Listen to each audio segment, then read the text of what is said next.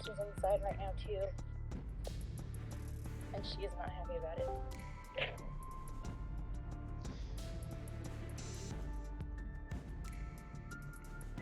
Oh, I have your XP for the wolf you killed. Okay. You and keep wanting to use his old character name. Trey. You and Trey each get 25 experience points.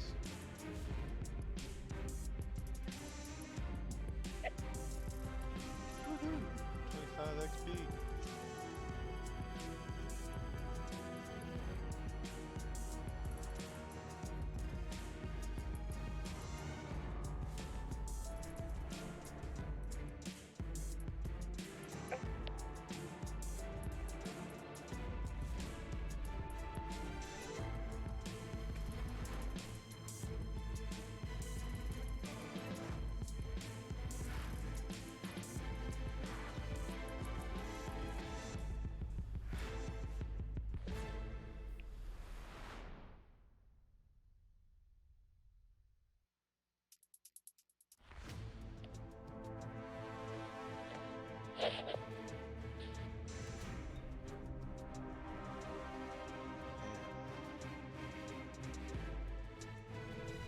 You know, I really didn't even do that much yesterday. I'm so tired.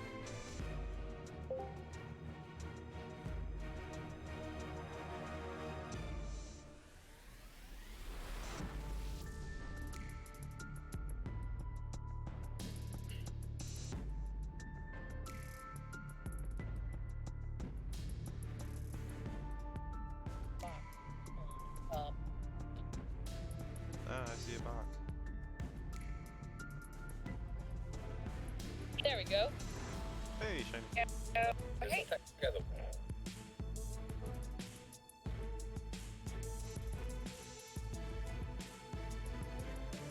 The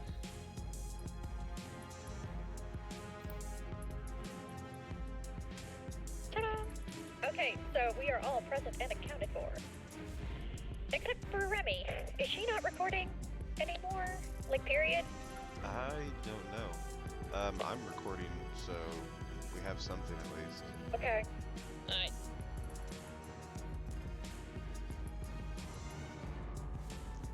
No, I tagged everybody yesterday, Dumb so question. she would have seen it.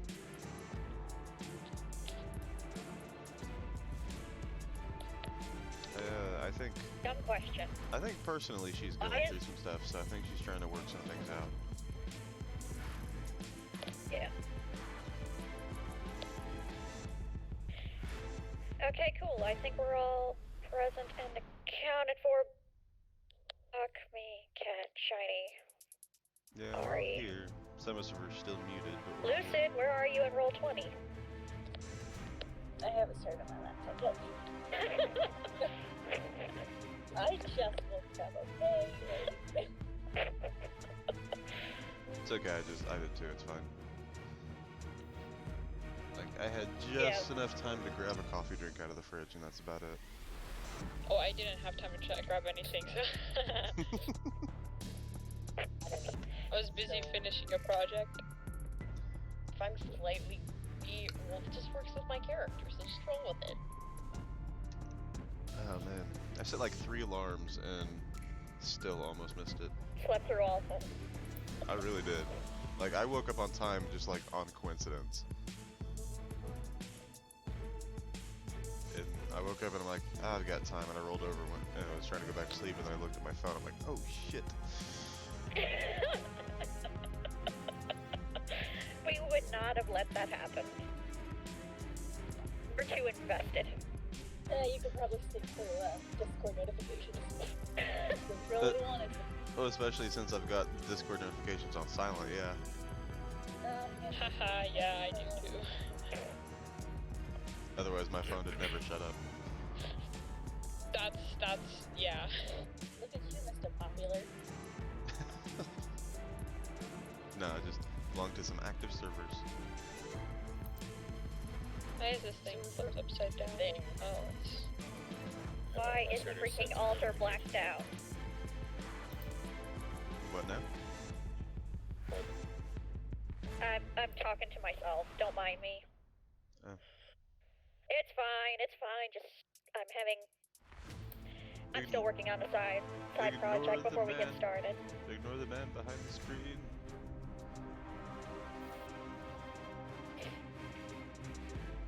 All right, I think we're all here.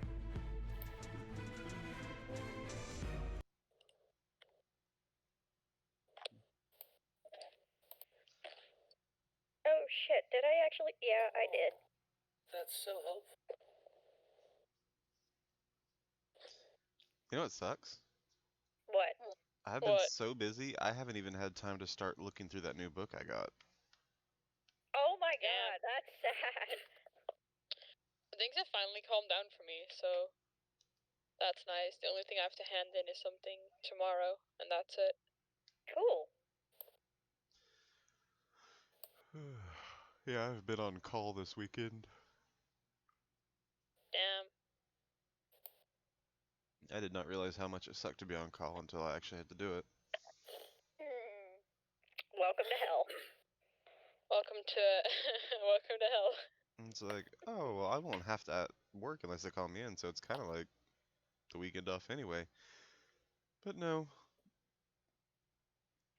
You have to spend your whole time off, like, working your plans around if you get called in. Yep. Like, we were going to go to a farmer's market yesterday, but couldn't do that because it was in another town.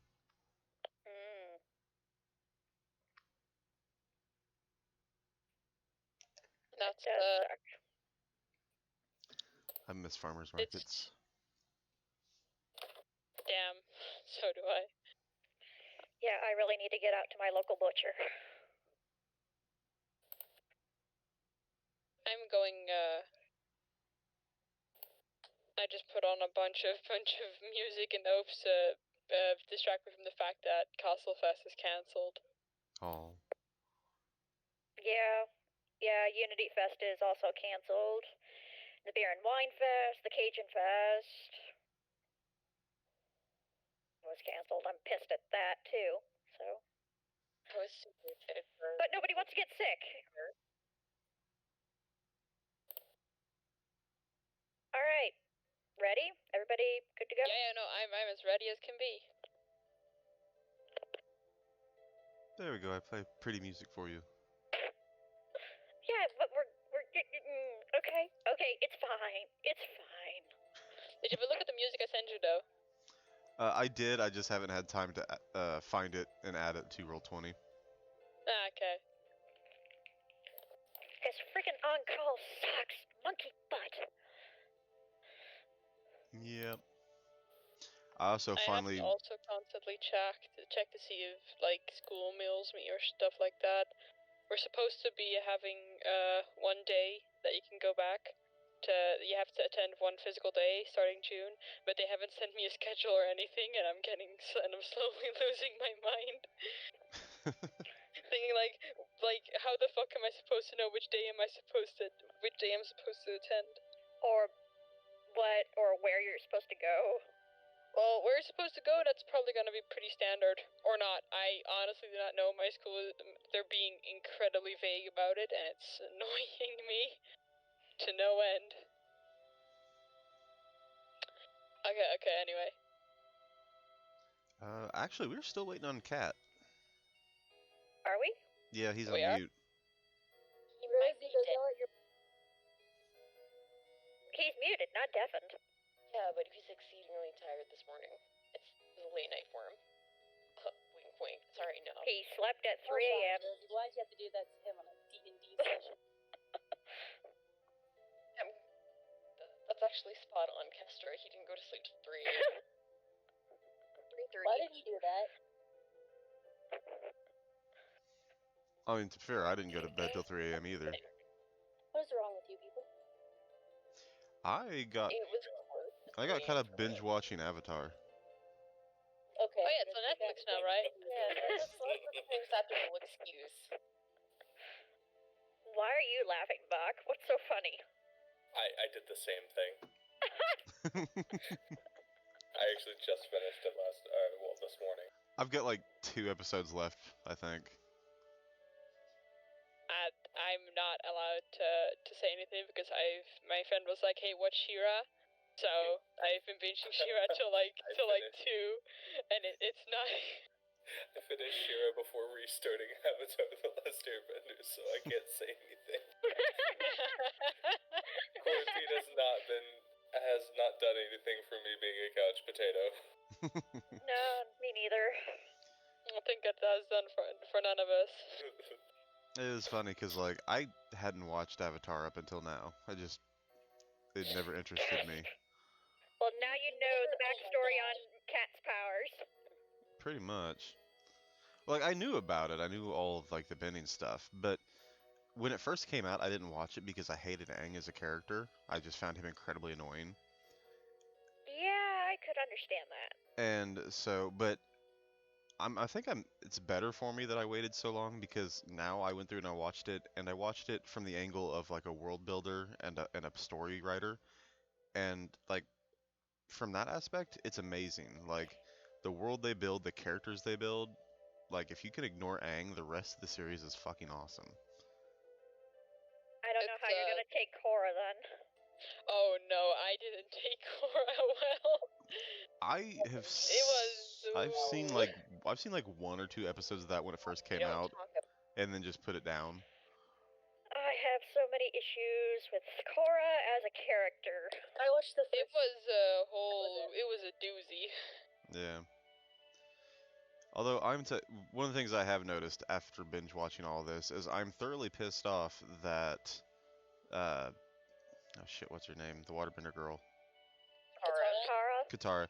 I'm pissed that she ends up with Aang. She needs to end up with Zuko. Like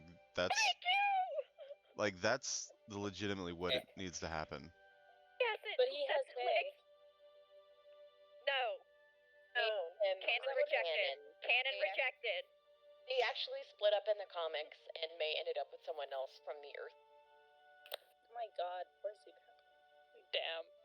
But Zuko does have a family lineage after May. It's proven.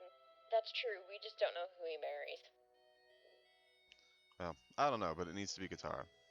Yes, it needs to be Katara. Although I'm totally cool with Sokka and Yuki. That's a good matchup. Yeah, that was a very good matchup. Too bad we don't know who. This music sounds like something straight out of Pokemon. Doesn't he end up with her? Not as far as I know. As far as I know, they break up. Who? Sokka and Yuki. Oh, they break up, really? Damn. Okay, there's Kat. Can we start? Hello. Hey, what's up?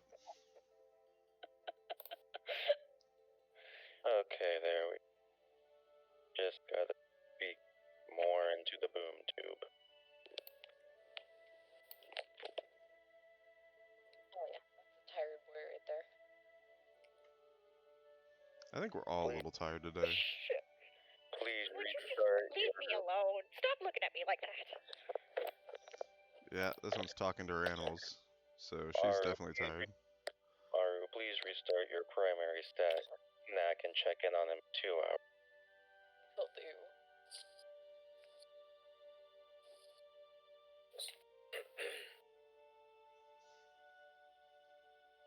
This music is so calming, though.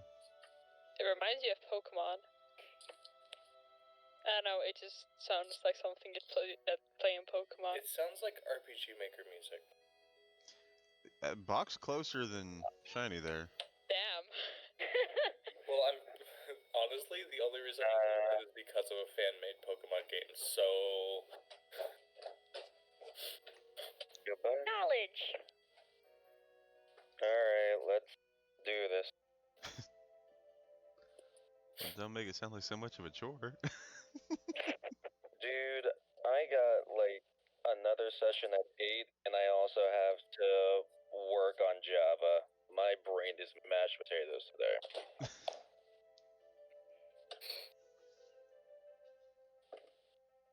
You know what you need, Kat?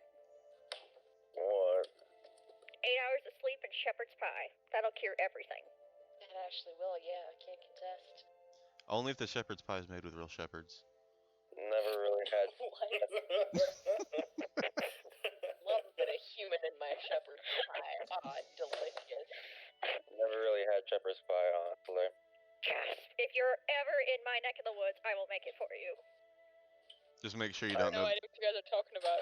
Just make sure you visit don't Nashville check the missing persons too hard. I visit Nashville twice a year, so I will probably be in your neck of the woods soon.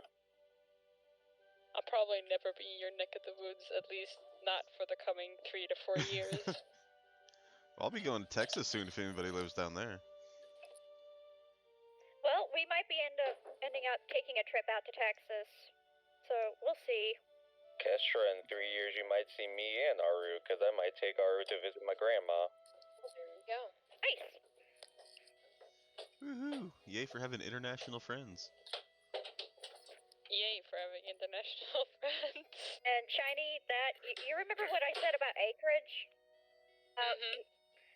Well, I was talking to my mom, who was apparently talking to my aunt and uncle, who are major. Well, they're not quite preppers, but they are very local oriented. They are talking about getting like 25 acres. So that may end up actually being a thing, because Mom wants 10 of her own. Damn. So that'll be 35 right there. I'll worry about that later. First, I gotta worry about getting a job. I'm gonna play a song to cheer up Buck. No. You gotta be No, kidding bad. me. Put it down. Put it down. No. Turning down the volume No, level. I wasn't talking to you, buddy. Oh, he was talking to his dog. I was imagining like this dog had like a gun. It was like pointing it out. It's like, I'm sorry, Dad. I gotta do this. It would make more sense if it was a cat. It was a cat. See, there you go. The cat had a gun. Should make Isn't that it Lucy's new character idea? Like you guys are gonna go Oh, down. or cat with magic, right? You guys are gonna go down to the ruins in this song and start playing a box and be like, fuck. Oh, poor you. Oh, poor It you. sucks that I love that song. For you guys wonder what a cat with a gun looks like. Meanwhile, we know what a cat with a gun looks like. That's Rena. Oh, man. Damn it. So, it's fucking humid here. Damn. Thing and cat. Oh god, song change. No, turn the songs off because I figure we're gonna start soon. Okay. Go for it. Is everybody ready? Always. Alright. I woke ready. When we left off, you all had discovered this old ruined temple and had fought off a couple wolves and were exploring. Upon your exploring at the top of the outside of the ruins, you found a magic portal, which you have no idea where it leads. All you know is that you probably don't want to find out. According to some inscriptions, it is incredibly dangerous, whatever the destination is. The ninth circle of hell, probably. I mean, I just did see the there is a way to visit find St. out. Paul's.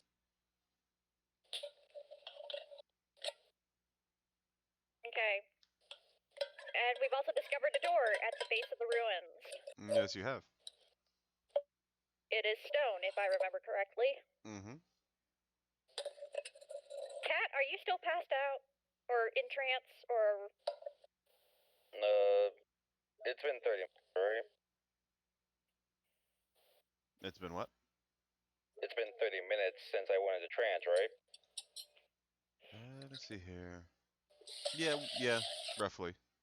Then I'd be out of trance. It's basically, I did that to regain my key, so I'd be out of trance at this point. Okay. I hear noms. Yes, I want freaking clam chowder. Ooh, clam chowder. That does sound delightful. Okay, so Sariel is just waiting at the base by the door. She's waiting for the rest of the party to come down so that they would, investigate the door, open the door, try to see if anybody's inside. In the meantime, while she's waiting, she's looking down to see if there's any tracks at the base of the door or if there's been any indication that it's been open recently. Investigation or perception? It would be perception, but I'm trying to decide between investigation and survival. Nah, I'd say investigation. Yeah. Oh, okay. Give me 1 second. Because I was thinking technically you'd fall under tracking, but since you're looking I still around. don't notice anything. Well, I mean, you do notice that there's tracks going in and out. Small tracks, mostly small humanoid tracks, with the occasional.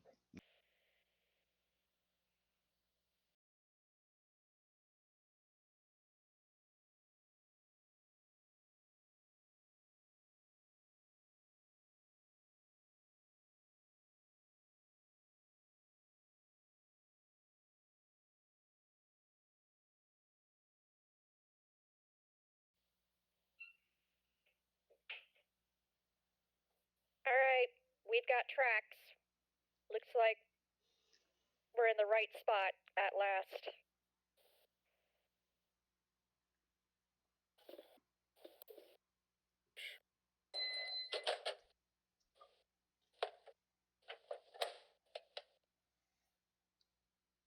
Apparently, nobody's paying attention to you. Yeah, No, apparently I'm not. Sorry.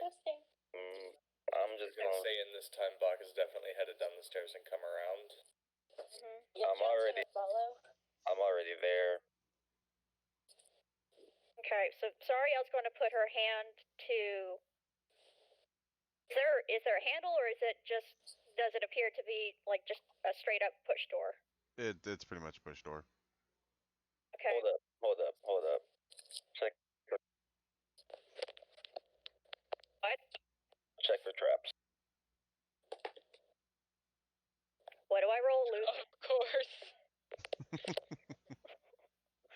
I mean, I've already done investigation. Yeah. According to your investigation roll, you don't notice any traps. Alright. I just turned the buckets. Check for You completely cut out. I couldn't hear what you said. check for trap.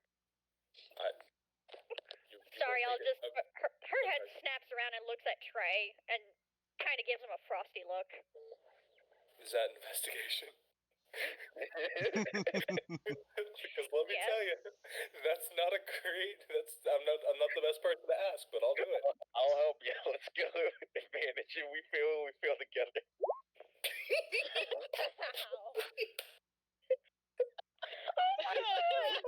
Woohoo! Yeah, no, this is a really great door, and there's definitely nothing bad behind it at all.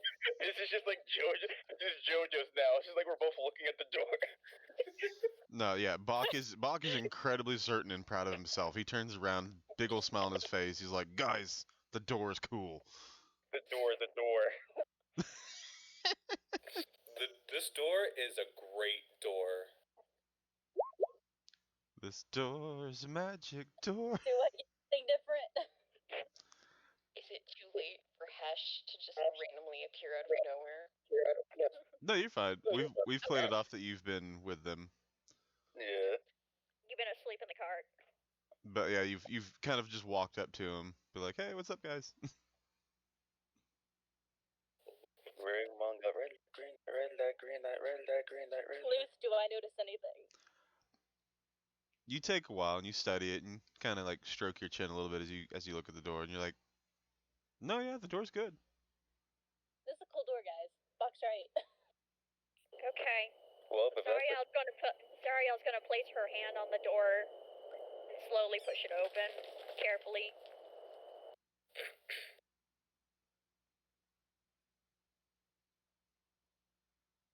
Roll a strength check for me.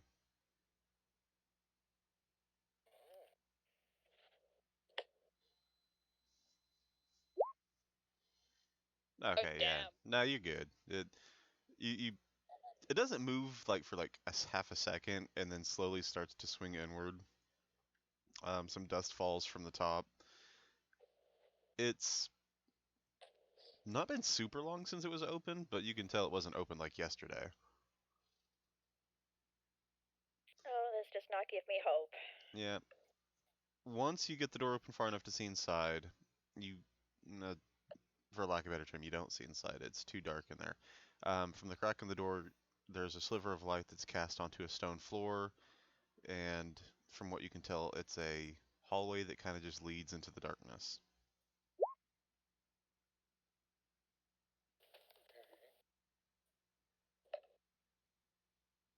Okay. So, Sariel turns to her group and asks, okay, who's got dark vision? Buck I think steps up. everybody. No, I'm just gonna step up as Except well. Shiny. Draw my bow. I'm a human. Who knows what's Yeah. down in there? Where Yep. are you? Buck steps up as well. He's pulling his mace. Where are you putting your dancing lights? The very, like, maybe 10 feet inside the door to Are try you and illuminate the immediate area. okay? Are you putting them all together? Or are you kind of spreading them out? I'm spreading them out like 10 feet at a time, Okay. if I can. Yeah, that'll be about, yeah. Yeah, that's 40 feet. Actually, on second thought, she's going to... She looks to Felgrand and asks, do you want a light closer to you? Or are you going to stay close to us? I'll just stay close to you guys. That's fine. No worries. Trey just looks at Sario's like, I would say if we wanted to avoid them seeing us, he just puts his hand out and just like makes a luminous fire.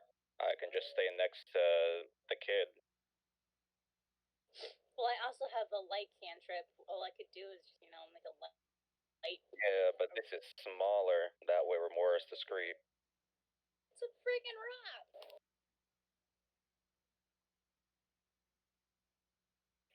Okay.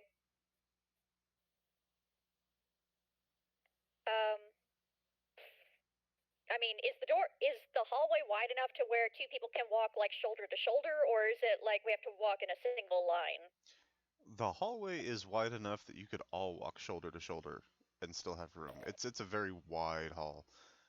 And with Okay. your lights, you can see about what you would consider halfway into it, based on the size, the feel of the size of the room you got from standing on top of the structure. You're illuminating about halfway into it, and all you see is stone walls and stone ceiling and floor. There's no decoration. It's just a very plain corridor. Well, Nothing's ever plain when it comes to an altar with a portal of that magnitude. Alright, guys, let's just go down. I'm just gonna head straight down. Joan's gonna be like right next to him. Sariel is going to kind of step inside very carefully. She's kind of got her ears peeled, ready just let's in go. case of anything. I'm just gonna pick up a rock and follow them inside. Rock on. Don't worry about that. I'm just picking up a rock.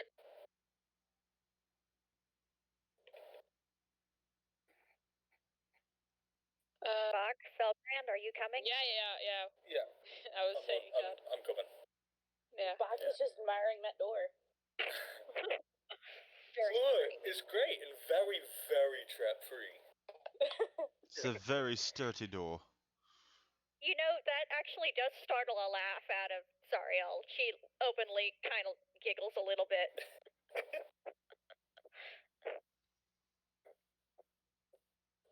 And Okay. when nothing happens, Bach is very pleased with himself that he called the right call on that door. Yes. Okay, so Sariel's going to stop like maybe 15 feet into the hall, and she's going to look back down at the ground. She's looking for any kind of, like, if there's any kind of dirty footprints other than her parties, any kind of sign that there was life recently in this area. You notice it's hard to see footprints on a stone floor, but you notice that a lot of the dust that appears around the edges of the hall is very worked up and disturbed in the center. Whatever went on something, a lot of something, or something got drug across this floor, or just a bunch of footprints. The dust has been disturbed very heavily, leading Wonderful. into the structure. Sorry, I was going to pull her short bow out and draw an arrow and put and just very lightly hold it in both hands and starts carefully following the trail. She whistles softly to let her party know where she's going. Trey's gonna follow behind, and he's actually gonna go stealth mode. Joan shall follow. Not Yeah. stealthing because the clap of her ass cheeks. No, I'm kidding. Colonel, I'm trying to stick around, but the girl's ass keep on clapping behind. That's the real. So Trey pulls a Batman and fades Are into you the staying shadows. hidden from Sariel in particular to stay out of her way, or just staying out of view in general? Basically staying out of view in general. Like, Okay. So basically, kind of imagine just like, there. yeah, And kind all of of a sudden, imagine like an Avengers situation. You guys are all just like following behind, and Spider-Man just goes stealth mode, like by climbing along the ceiling. Because you know he's fucking Spider-Man. I would have pictured Snake Eyes more from G.I. Joe, but that'll work too. I was gonna say he pulled a Metal Gear Solid and just put a cardboard box over him. But it's like a really good box, guys. It's like a wood, Okay. it's like a so- wooden crate. He finds a wooden crate in the corner and he just like puts it over him and starts scooting around. Before I do, I paint like a female goblin on the top of it.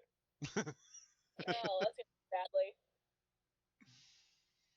Keep in mind, we're dealing with Goblin Slayer level goblins, so good luck with that. Sariel's keeping her ears sharp. She's just ready to move in case something happens. Is anyone else still outside? No. No, I think we all followed. Pretty certain everybody's inside. Woohoo! Let me guess, the door closes behind us. The wind. You would have to roll perception or investigation. To see if the door see if the door closes behind us.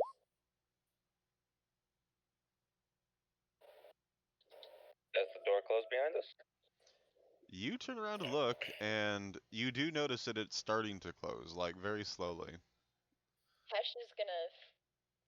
I guess no, friggin' he didn't see this. Never mind, it's fine. Trey's just gonna say, so the door is closing behind us really slowly. Alright, Hesh is just gonna immediately place something in between that and the door so they have a way back out at least. Use the rock that. Places Hesh between the door and the wall. Place a sturdy woman. Wait. If I'm really fast, can I run out, place the wall like between the door, and like come back? Ah, cat! Wait, what I mean, it's there. I will allow this.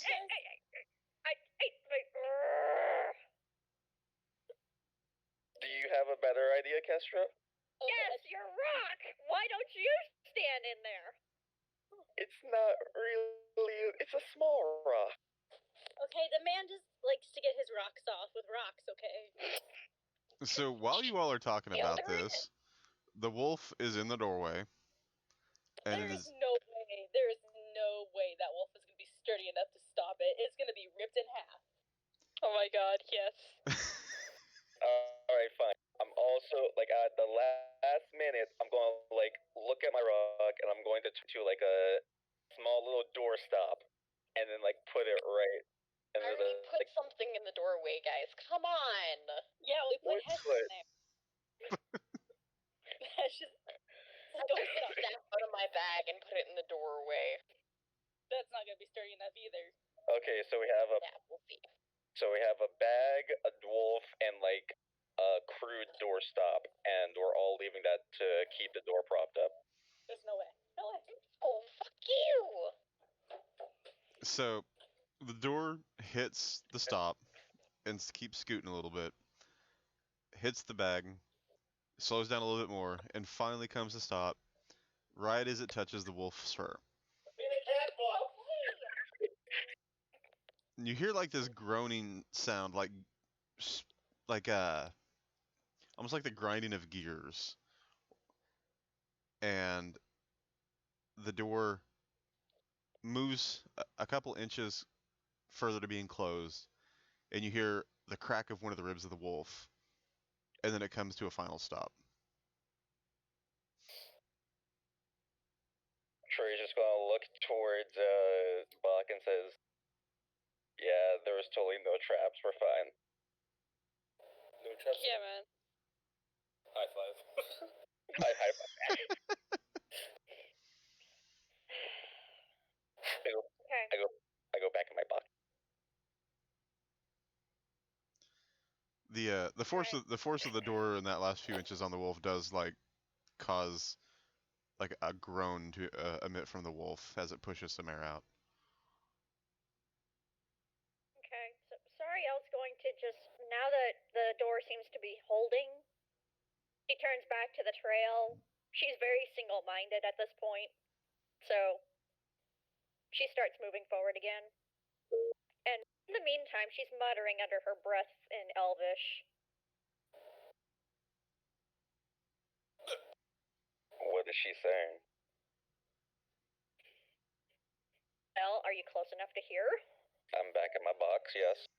You're back in your box. How close is your box? Like usually I do it as when you move, I stuff behind you enough to where weapons I can get there to help you out. So I would say like 3 feet. You would probably turn red with the amount of curses that are coming out of her mouth.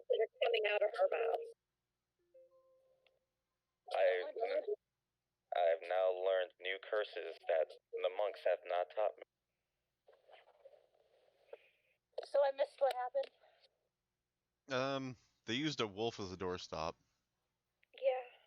Yeah, I know that. Okay, that's about it.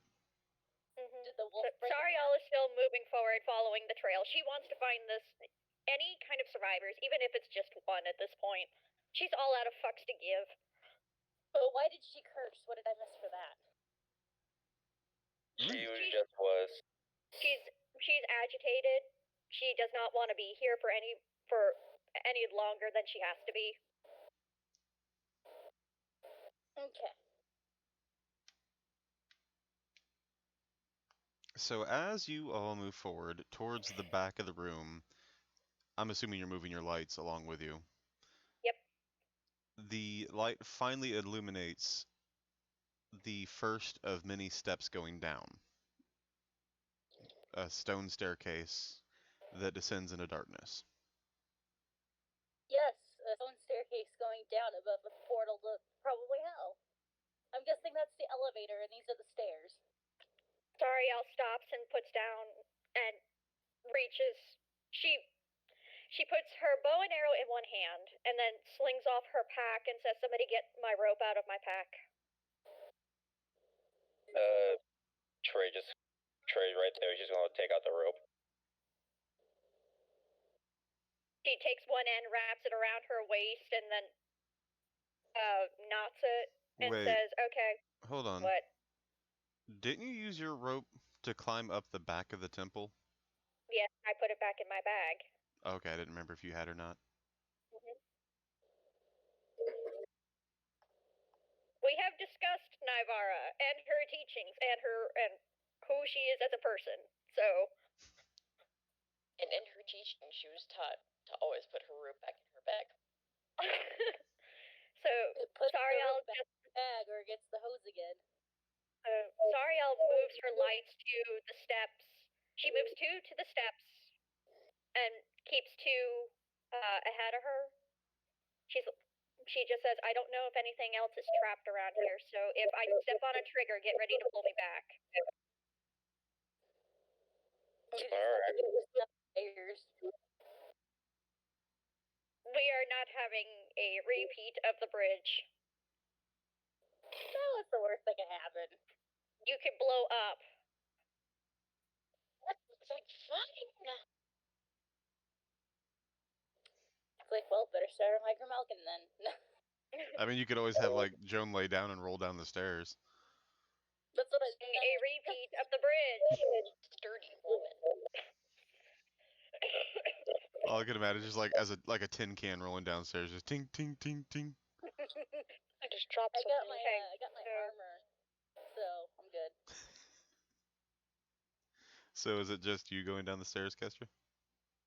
Joan's gonna go down Yeah. anyway. I would like you to roll perception for me while you go down the I'm stairs. just gonna grab onto the rope. Perception? Yeah. Or can I give her advantage?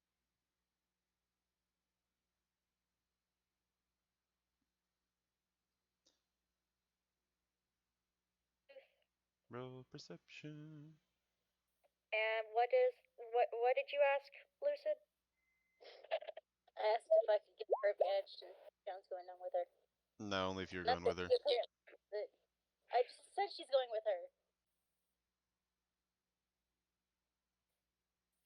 Well, if you're going with her, then you need to roll perception too. Okay.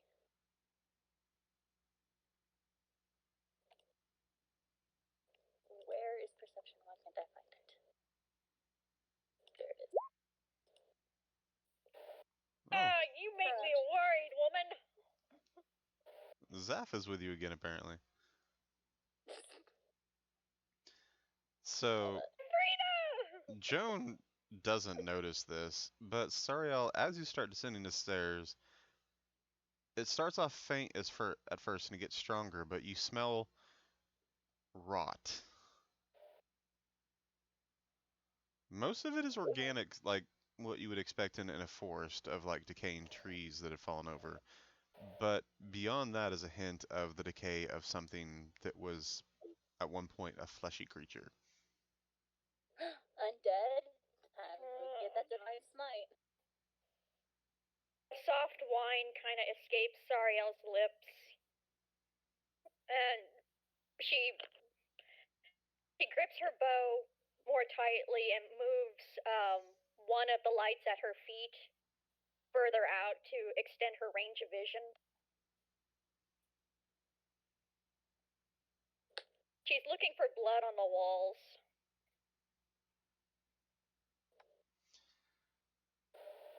You do spot a little blood on the side of the tunnel, but that's not what disturbs you about it.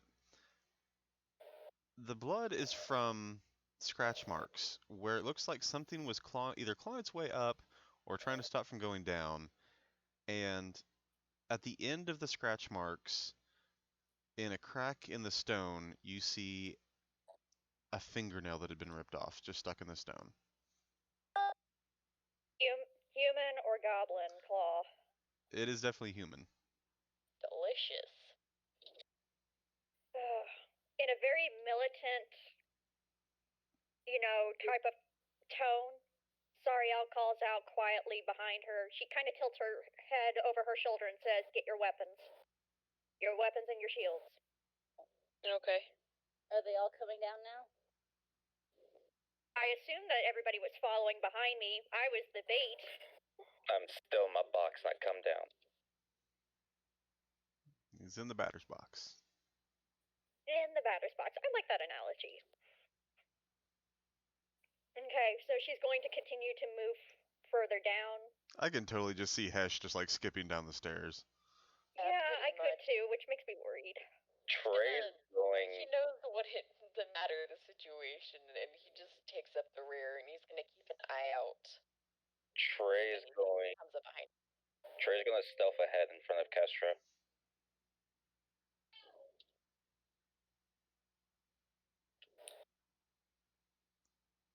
Just stay out of arrow range. He'll stay on like the left side of you. If he hits you, if you hit him, he knows like you don't like him. Like he'll stay on the left side. Okay. I actually went back kind of to stick to the back and keep his eyes out behind everybody, just in case. Okay, good. The healer's protected.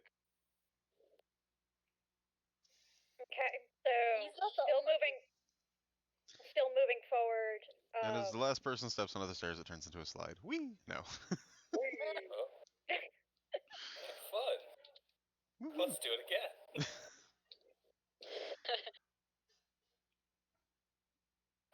Alright. Alright, still moving forward. Do do do do do do do.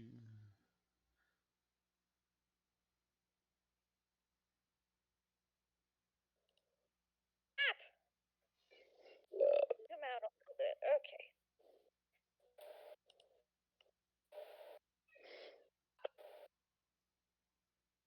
So that's where we land. Alright.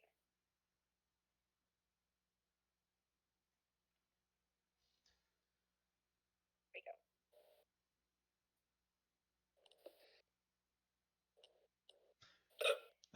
The stone slide thing was just me joking. It didn't actually happen. Yeah, we know. Okay.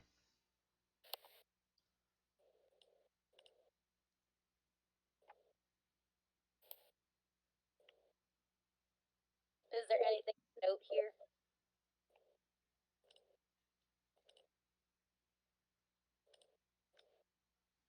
Luth? I'm going to say that if you wanted to, if you strategically place your lights, you could illuminate this whole room at once. Okay. Asked if Do there I was need... anything of note. I mean, that's up to you if you want to keep them all condensed in one spot or if you want to spread them out. Okay, so she's sending a light over here, over here, over here, and she's keeping one close to her.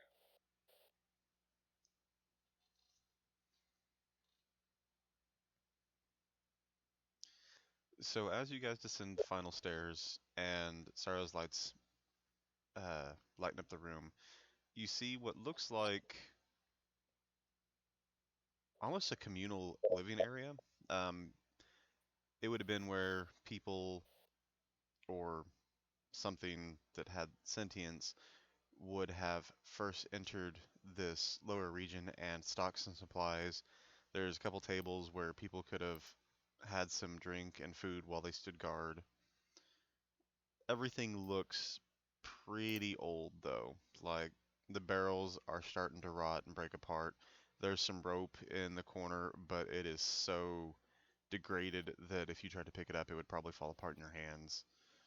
All this stuff is not from the inhabitants that are here now. This is stuff that was probably there when they moved in. Okay. Any obvious disturbances that would indicate activity in one corner of the room or the other? There is disturbed dust on the floor, but it leads in all directions. Alright, gang, time to split up. Okay. 2, 4, 6. 6 of us. If we all pair off, we could search a little bit wider. Do you really want to split everybody up? Not really, no. I think our best course of action here is sticking together. I agree with, what was your name again? Hesh? Hesh. Hesh? Hesh. Hesh. Hesh. Right? They're known as Ish. Okay. So, taking a moment to breathe and just kind of collect herself, Sariel kind of just moves over towards this direction.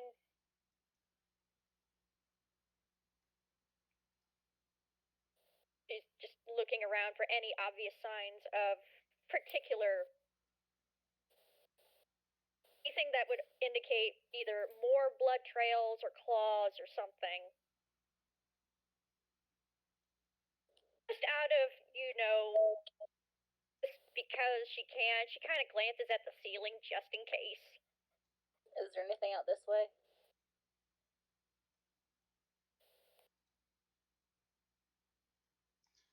Let's see here.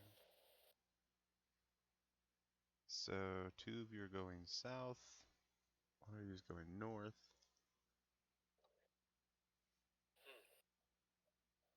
Joan, are you taking a light source with you at all?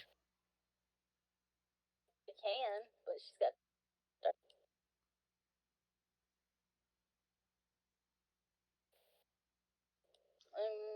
there like a rock or anything on the ground then? Is there what?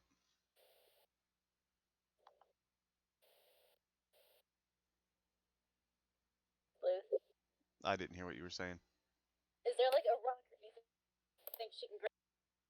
I mean, I'm sure you could find like a small pebble or something. Okay, she's gonna take a small pebble. Cast that on it.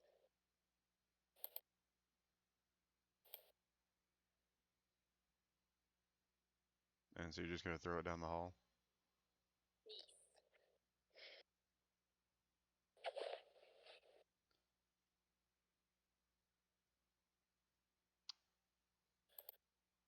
That's not what I wanted. Saw that. Yep, that's not what I wanted to do at all.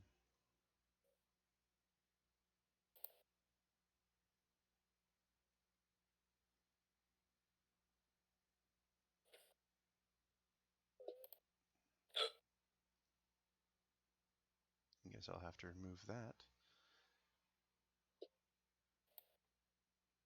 You throw the pebble down the hall. Roll perception for me. Let me fail this again.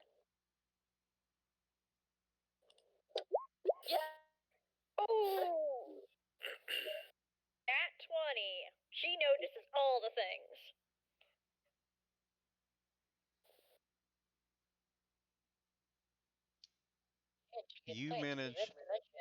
You manage to ricochet the pebble off of the wall to where it actually bounces around a corner that you can't see down. And you hear something shuffle. It's something scurry. It's bigger than what you would expect from like a rat. So there's something down that tunnel, but you don't know what it is. Guys, there's something down here.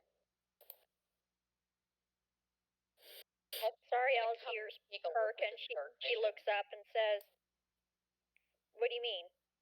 I heard something scary. There's a scurrying over here. Oh, finally. That's the first positive sign I've heard all day. You think scurrying's positive? It means that the goblins may be down there. Or Yeah, something else? they're an absolute delight to be around, I'm sure. Oh, Joan, did you cast your own lights down the tunnel? I threw a rock I just saw that you used the light cantrip. on a rock that I threw down there. Oh yeah, it's not dancing lights. Okay. No, dancing lights is mine. I did illuminate on, like, right here. Here, Sorry about that. here, down here, and I'm keeping a light with me. Okay, so that's what you can see until you turn the corner. Okay, so hearing Joan alert to something that could be... She's gonna go to like right here and then peek her head around the corner. I should have follow her because I don't know if you heard it, but I said I'd freaking gone over and just looked. Because I've got 120 feet of dark vision. Where are you? Where did you go to look? Joan went to Where like Joan is. Where Joan is? Okay. Joan's looking around the corner.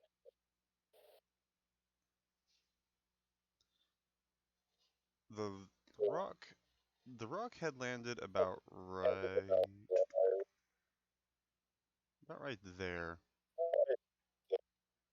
Landon, you're echoing.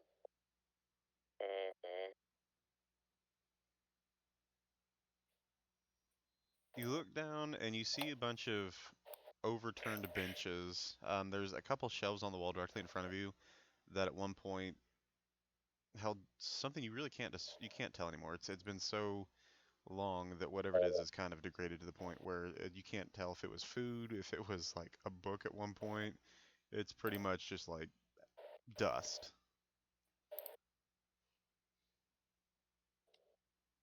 She's gonna make her way down, walking fast as faces pass, and she's homebound.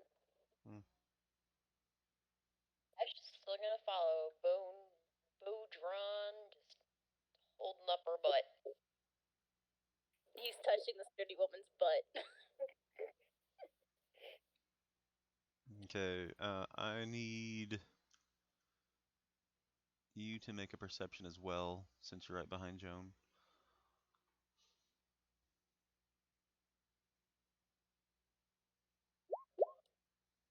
Oh, damn. I'll take it. Damn. Nice.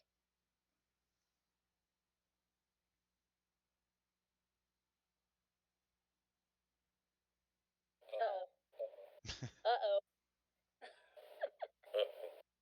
Uh-oh. Oh. Oh no. Uh-oh. Yeah, both of you go ahead and roll initiative for me. Oh no, here we go. Uh-oh, here we go. That's the opposite order of what we want. I don't know, Hesh. You may have a 21, but I have a 1. Alright. Oh, man. All the jokes. All the jokes. Oh god.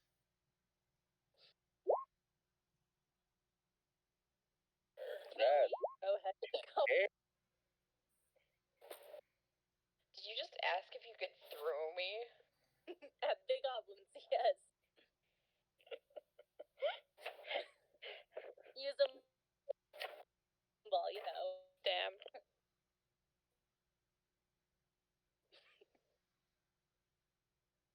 Okay, Hesh, it is your turn. Dash is gonna use his free action to call back to the others and just be like, "Hey, guys, goblins! Hey!" You don't know exactly what's going on yet, but you hear some sounds at from behind one of the benches that has been overturned. Oh no. Hey, something! Not specifically goblins. There's something over here! It's either goblins or very large rats. We aren't sure which. If they're survivors, don't touch them. Oh no. If they're slimes. Oh no, it's a rust monster. Jesus. No, I said survivors, not slimes. Thanks, though. Plot twist. It's actually a mimic. is it just like a thing with like lots of feathers and a giant beak? I doubt it's one of your gods. I don't have a guts. I'm talking about Big Bird, dude. Oh, God. Is it literally just breaking the door off the hinges and pushing the door in? Like, okay. Like Big Bird. Okay, free action. Exactly. Anything else?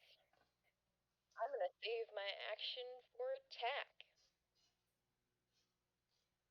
Okay. So you're just going to attack whatever's behind there as soon as it pops out? Not as soon as it pops out. Hesh is gonna see what it is first, but generally just be cautious on his toes.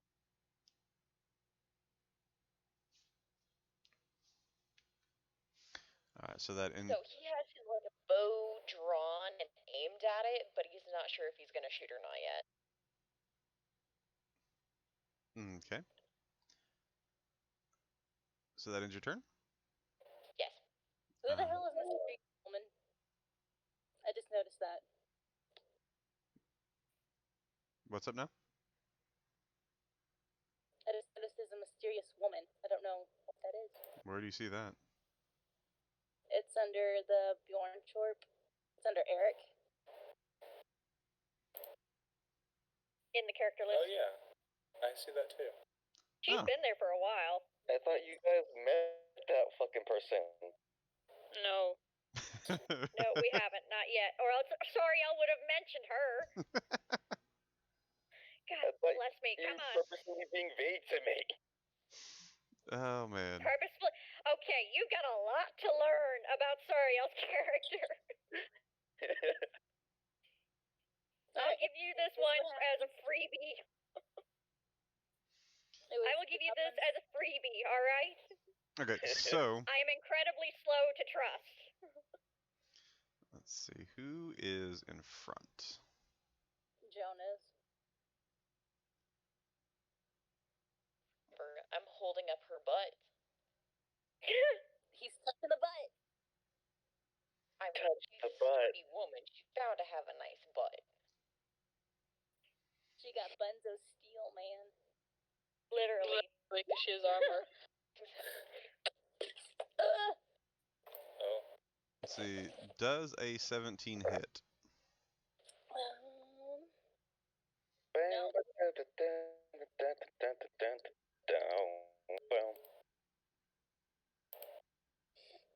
Did you hear me, Luke? Mm-hmm. Okay. Joan be a tank, man. Joan be a tank.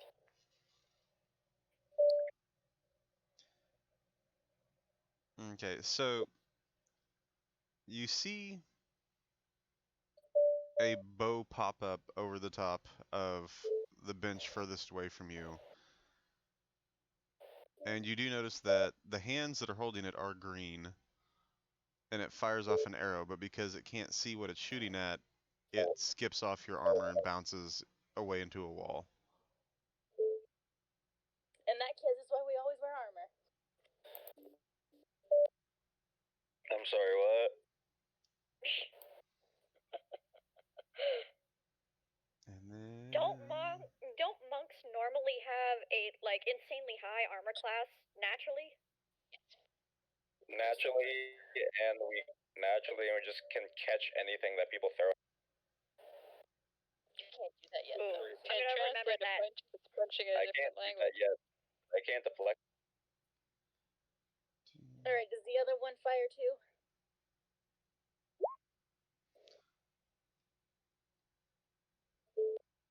Luth, what are you doing?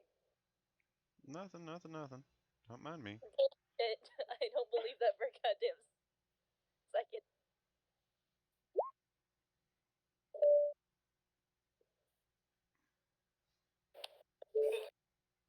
That also misses.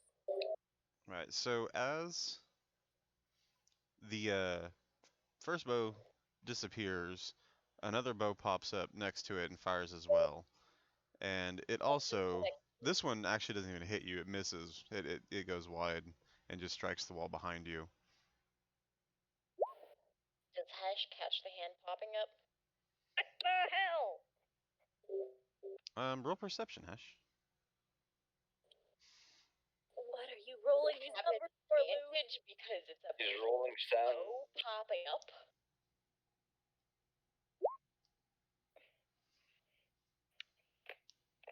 You What don't did you say, Kat? you don't notice the color of the hands, Hash.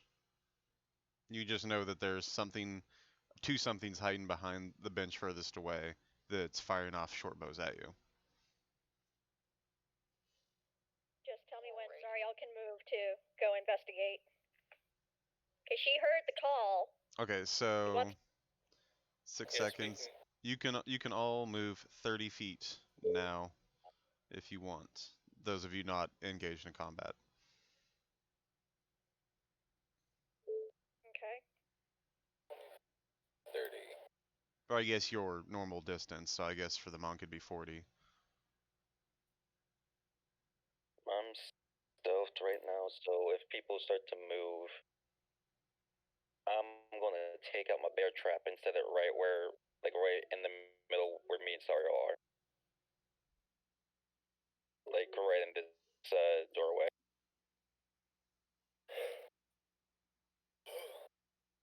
Okay.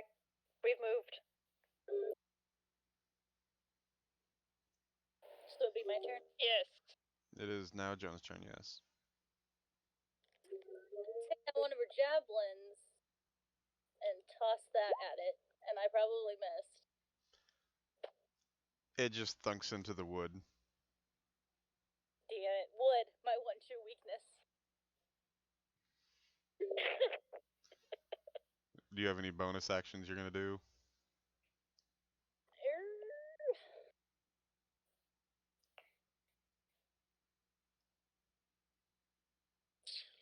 Nah. Alright, that brings it back to Hesh's turn. Great. Hash is gonna stealth and move forward.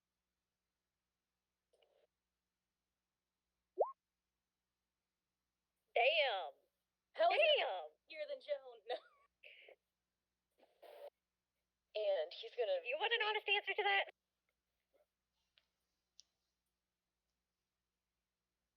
We finally get some stealthy boys.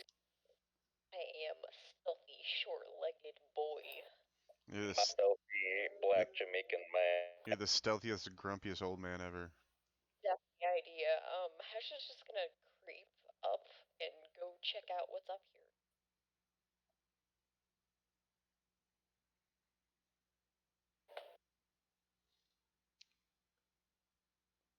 Okay. Gotta zoom in. Gotta zoom in.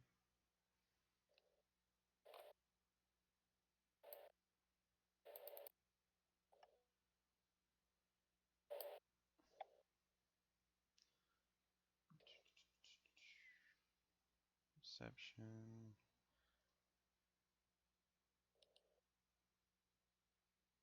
Let's see. Trying to remember what governs perception. Wisdom.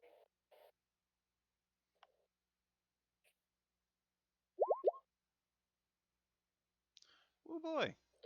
I don't think they noticed.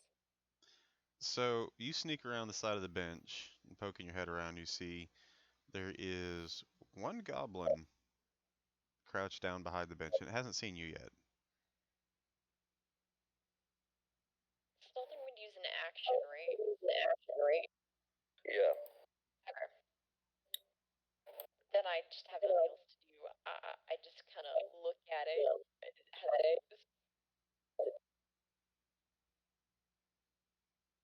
Can't exactly yell to give away my position.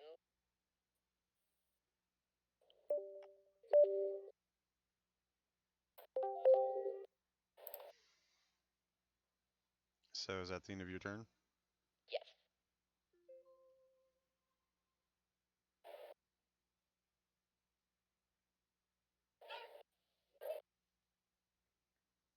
Mhm.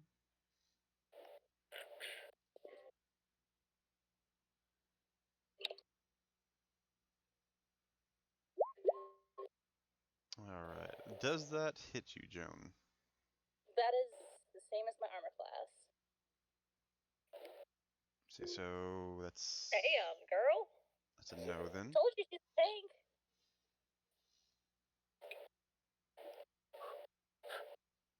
It means damn, boy. She's a thick boy. Damn, boy. I can't stealth because the clap of my ass cheeks keeps alerting the guards. She's a thick ass boy.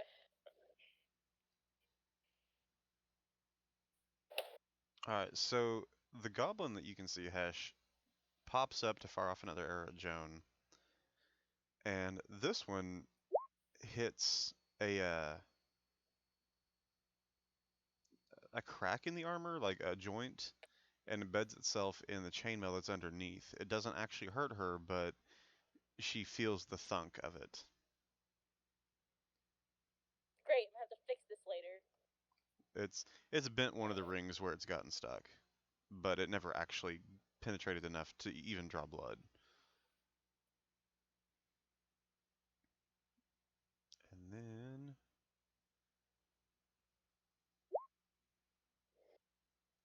Fuck. No! it runs off, scurries off, and They've realized Joan is scary. Joan is very frightening when she wants to be. Thunderbolts and lightning, very, very frightening. what, Thing, Galileo. what was the last perception you rolled, Hash? Go ahead and 23. go ahead and I roll. know. Go ahead and roll perception again because it was before combat started. It's in that one. Fuck. So Close enough. you lose sight of it as it scurries around the edge of the bench away from you. Where did it go if that's like a wall? It squeezed between the gap between the bench and the wall. And like Hell. got out through the wall somehow? No. Oh, okay, it's on the other side. Okay, Yeah. How big is the gap in the wall? Big enough for a goblin to squeeze through. Big enough for a dwarf to squeeze through? If a goblin can get through, yeah. Hesh is still stealth. He's gonna take. Does my previous stealth roll still count since I never broke it? Yeah. Okay. Hesh is gonna peek through and just to see what's out there with his dark vision because he's got 90 feet.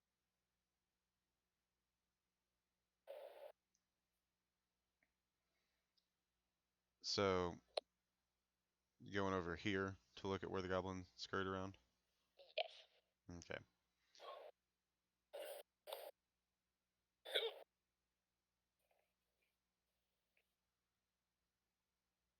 While you're doing that,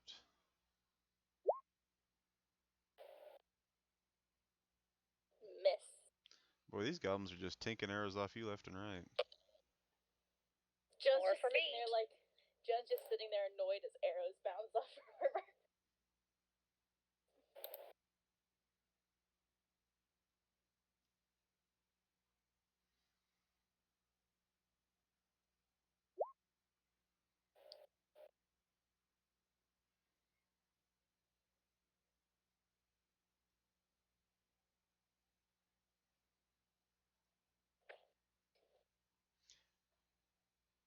Okay, so Hesh, you notice that there is the goblin you just chased right there hiding behind this bench.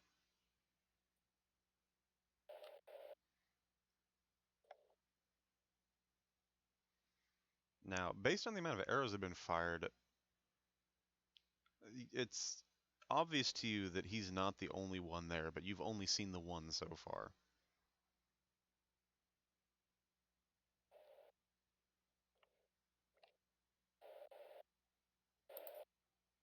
And it is Joan's turn.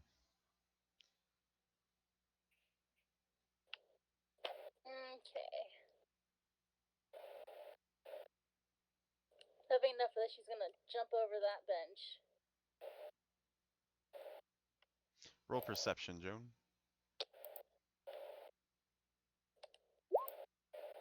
Okay, not bad.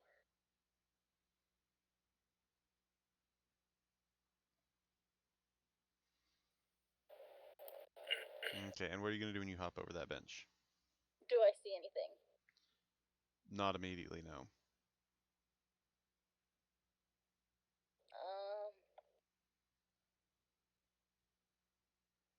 What if I don't see any? I guess like stand at the ready since I don't see any.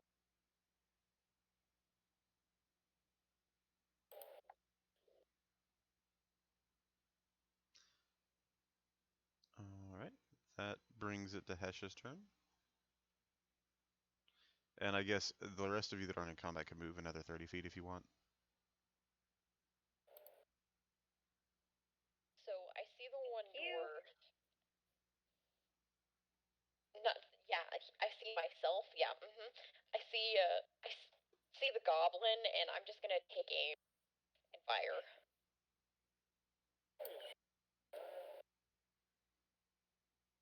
Alright. Well, that definitely hits.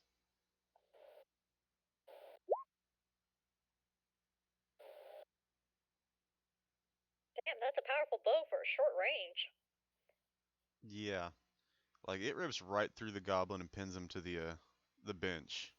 And it's insta-death. Like, the light leaves his eyes immediately. You got him right through the heart. Jesus. Holy shit. That's Damn. a good first shot to have in this campaign. Hesh, how much for your bow? It's not the bow, baby. Sariel likes bows. Did you just call her baby? It's all this manpower. God damn it. Sariel loves archery. She loves bows. So yeah, if she had seen that shot, she would want to buy that bow off of you.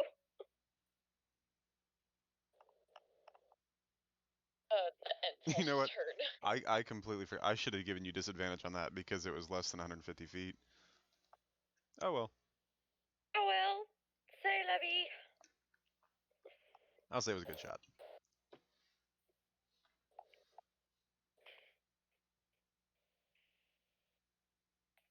So, Joan, you hear the thunk as the arrow hits the wood in front of you from the other side. And you can only assume that something just got hit. So if you were to jump over this next one, you'd probably see what happened.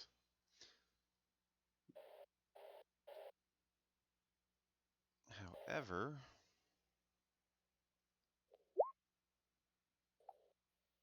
Oh my god, Fuck. yeah, that's.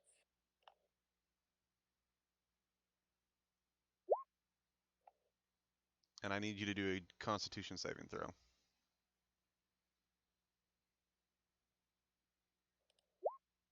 Damn it! Damn. Okay, so you are poisoned for 1 minute.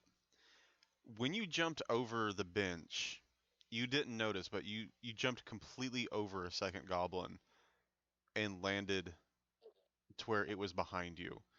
And in the distraction of you hearing the arrow hit the wood in front of you, it took the opportunity to jump up and jab a poisoned dagger in between the joints of your armor into your thigh. Not my Damn. thighs! Not the booty. So you take 6 points of damage, and you are poisoned for 1 minute.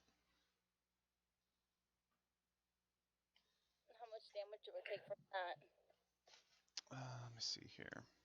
I think it was Do I 6 take it out now, or do I wait? I need to figure out what poisoned does exactly here. It gives disadvantage on attacks and ability check. I think.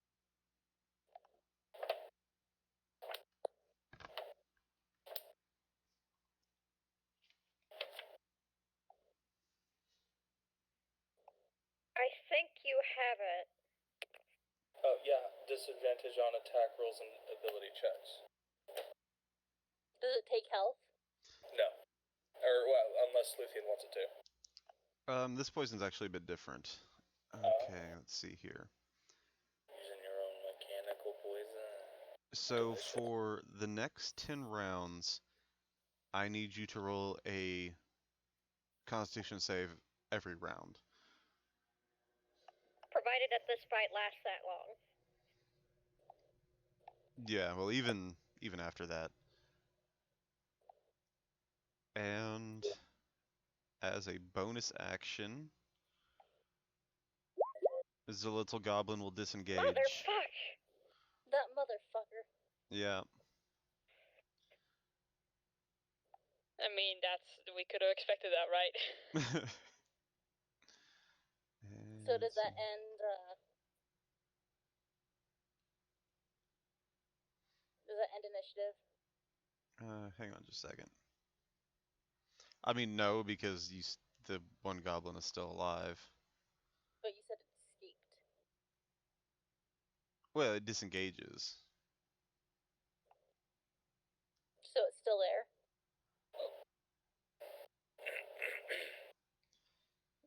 And now that it is out in the open, I can pop it into existence.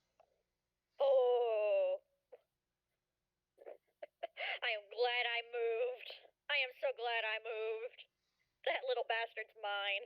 So this thing stabbed you in the leg and then hopped over the bench to escape and skidded around the corner to run into 3 more people. Hell yeah. And so it just stopped in the corner, and it's taking like as much time as it can to try to figure out what to do. And in the meantime, it's my turn? Now that the rest of you can see this thing, I need the rest of you to roll initiative too. Done. Is it I want this little rat bastard. Luke, is it still my turn, or? I think so. I finally did initiative correctly. Woohoo! I think I did initiative 2 correctly. You didn't, because you're not in the turn order.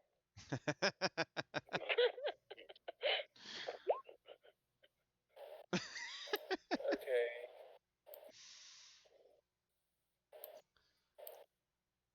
So it's Joan's turn. Joan's gonna No, over, selected. run at it, and hopefully my disadvantage is not bad. Damn it! I also need you to roll a Constitution saving throw.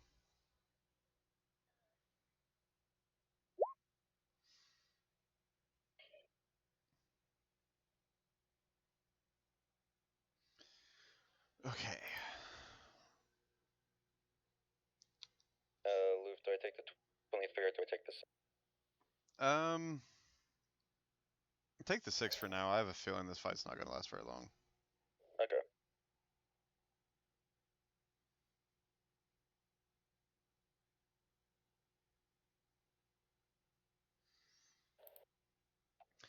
Okay, so Joan, you take 2 steps forward and 1 step back.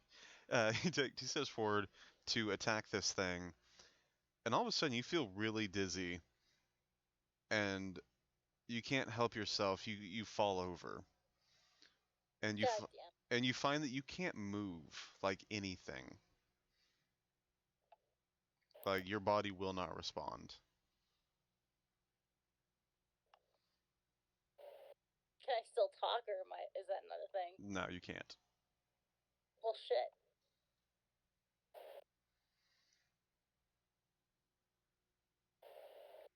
So that ends your turn. It is Hesh's turn.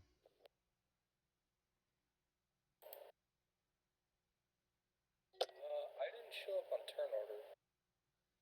You have to select your token and hit initiative. So basically, your token the block on the board and then click initiative on your character sheet.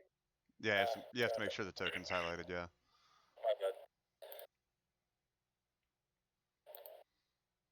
What are you Do you want me wanting to do, do you want me Hesh? to just re-roll it, or? Right, okay, so Yeah, go ahead do and you reroll. follow the rule where it takes an action to sheathe and unsheathe a weapon? Yeah. Jesus, even worse. Okay. Hesh is just gonna freaking sheath his bow, take out his hand axe, and then run after said little guy. Don't step on sturdy woman.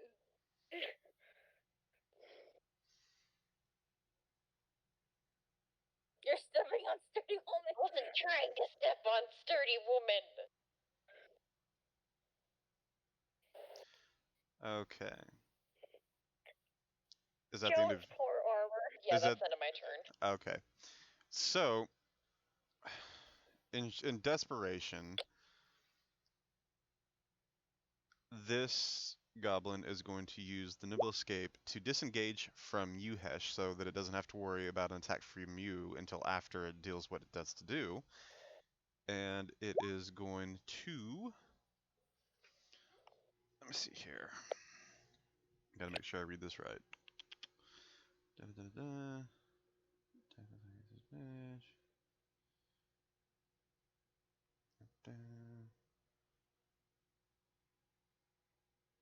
Where is it?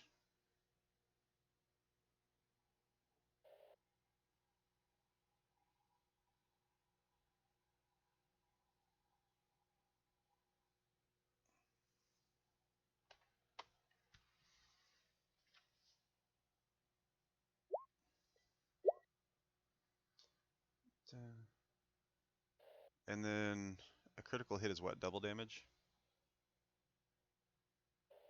Right. Okay. So, Joan, I need you to take 6 points of damage. Son of a. Why is it. This thing is taking the opportunity. It knows that it's out of luck, but it's trying to take you with it if it's gonna go. And it knows that its attack hit you and you can't move, so it's just going to slip its scimitar in between any cracks it can find to just mess you up as much as it can. Oh, sorry, I was mad. Joan's just internally screaming that she can't do it externally. The two people in the party that get the most shit, tanks and fucking healers. Wait a minute, wouldn't Joan's this... the funny part. hold on. Does this provide a opportunity of attack for Hesh? Nope, because the goblin used the Nimble Escape to stop that from happening. Okay. Would've Just thought I would ask. if Good. But yeah, Cat, funny thing about that, she's both a healer and a tank, so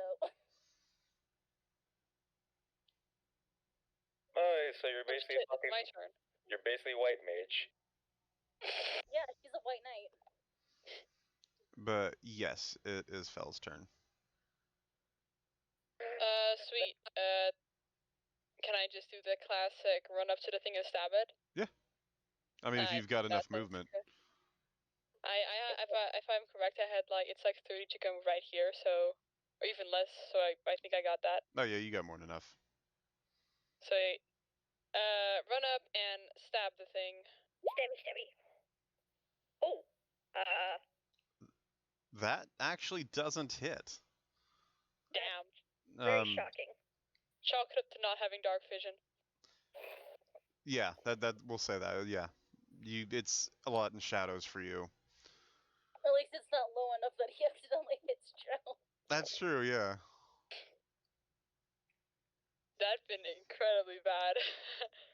However, you have multi attacks, so Oh yeah, I can try again. I don't know. I'll try again. How's that? works. There you go. Well, there you go. Deal some critical damage there. Let me just. Well, It's dead now, right? Mushroom. well, It's damn. dead now, right? So that's what? 12 by my count. Did it? 12. Did it factor in the critical hit It did. damage? Basically, the I critical don't hit. know if it fact. So the critical I don't hit for roll 20 is it's basically it basically re-rolls your hit dice, double it. So your crit is the 8+4, which is 20. If you want to go off your rules where it's the double, then you discount the 4, and it just goes to an 8+. Okay, so it's 16 plus 4. No, just for 16. Because for a natural 20 on roll 20, it basically is rolling your thing 2 times. So Okay, so it gets rid of the bonus. It gets rid of the first roll, is what you're saying. It gets rid of the second roll, because the second It gets rid of the second roll. 4 is Oh. bonus. So if you want to do your rules, Loof, you basically just any plus for a critical hit, and it's basically the first roll is double. Okay, so it'd be 16 plus 4. No, just 16. That's 16 because you straight. discount. Yeah, because you discount the bonus of 4 Okay, being okay. rolled. Yeah. Well, either way, this thing is dead twice over. So how do you want to like eviscerate this thing? Well, the first one missed, so I'm assuming that it's like off to the side and it just barely dodged. So he just takes it. He just pummels it with the side of his hand, and then when it's down, he stabs it right to the head. Kinda, yeah. So like he misses first, and then he uses the hilt of the rapier to knock the thing to the ground, and then he stabs it right to the head. Kinda. Yeah, that's fine. Great. So nice. you knock it down and then you take the point of your sword and you just slip it through its eye socket into its brain. Yeah, that sounds good enough. And you do it all like Saving Private Ryan style, where it's just really slow. You just slowly slide it through the eye and into the brain, and then slowly pull it out. Oh yeah, sure. Felgran's got some rage. Are you sure you're not part barbarian? So like as you slowly slide it in, this No thing, comment.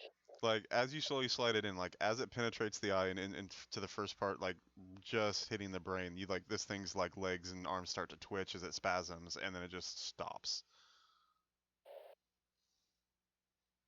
Nice. Are we out of initiative by now? Yep. Okay. Bach Sweet. is gonna go ahead and rush into Joan. I'm gonna follow and like run in to see what the hell happened. Well, I certainly hope this works, and cast Lesser Restoration.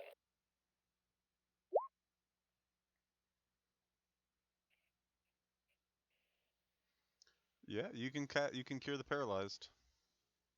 I'm gonna look around and pick pick up anything that the goblins dropped.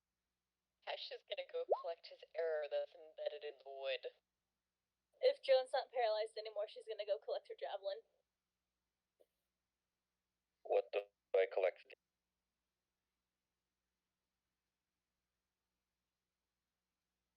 Give him a dagger or two. So these goblins on them, each of them has a short bow, a small sword, and a dagger. But all of them are like junk. You wouldn't be able to get anything for them from a merchant.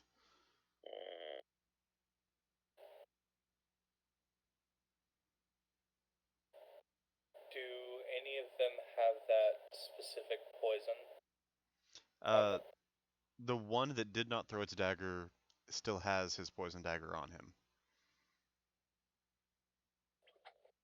And which one was that? I would have been the one that Hesh killed with an arrow. Okay. Still poisoned. I think you're good. Yeah, no. Box, lesser restoration, remove the poison from you. Okay. So Trey's going to take up the rest of the and he's going to head over. He's going to head over and like pick up his bear trap and then come back to the.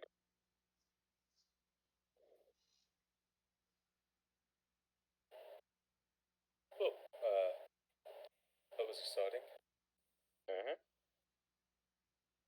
Suppose we should get to look into the other rooms or Yeah, areas. we're just gonna have to be very careful. So, Sariel, seeing the rest of her party in relatively one piece, is Except for Joan. moving back. I said relatively, is moving in this direction. Joan's also gonna pull that arrow that was embedded in her armor out. Trey's going to head here and he's going to see what. Actually, he's going to stealth first and then he's going to see what's that. No box for you. Damn, this is on par with the double nat 1 on perception. Yeah. So I'm gonna look over here. Alright, let's see what dice. I just, you know what, screw it. Baka's with cereal. Okay. I guess I'll continue to go with Joan. You know, Sariel's. Oh Lord. Okay, so hearing Bach come up behind her and looking over her shoulder, Sariel's shoulders do relax minutely. Like she's very thankful to have at least somebody behind her, somebody she knows. Well, shit. I don't notice shit. Can,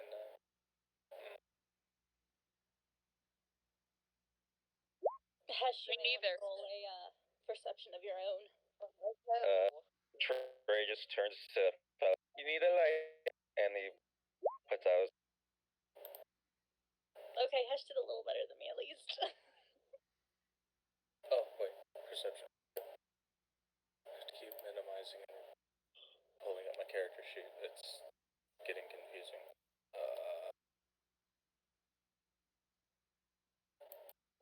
There it is. Hey, Bach, love it.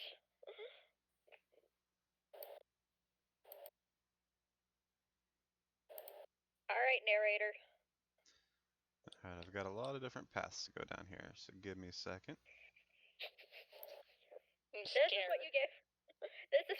This is why you make the maps. Okay, so starting over Yeah. here, Venture. as you try to sneak down this tunnel, Trey, you accidentally step on a pressure plate. Fuck. Beautiful. It doesn't I am. doesn't do anything as far as damage or any sort of adverse effect, but it does set off an alarm. Way to get pretty. It's not Hey, a, I'm not the one who got stabbed, and so what you talking about? so At least I set off an alarm. At least I'm actually viable. so okay, so Set off an alarm. your terrible stealth roll. You were trying so hard not to be seen that you weren't paying attention. You stepped on the alarm trigger. So there is an alarm going off. It's basically just like a couple like larger bells that are ringing. Does Um, everybody hear? yeah, I'm getting to you. I'm just asking. I'm doing it in order here. As Uh-huh. far as you and Fell are concerned, though, looking down the hallway, all you really see for the moment is what looks to be a large wooden table. This area would have been like what looks like the general meeting room for whoever originally used this place. But other than that, you don't see much. Joan,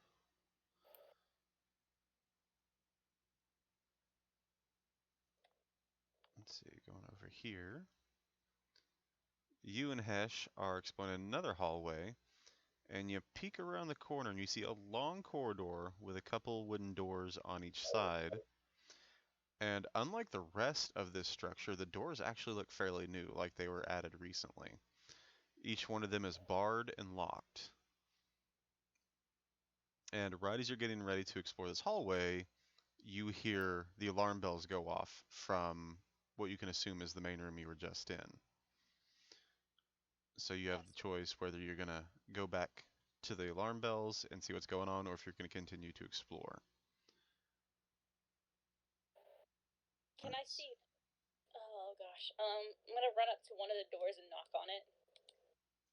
Before we do that, we'll go to Bach and Boy. let's see. I think I gotta look through all this. Okay, so you never rolled perception.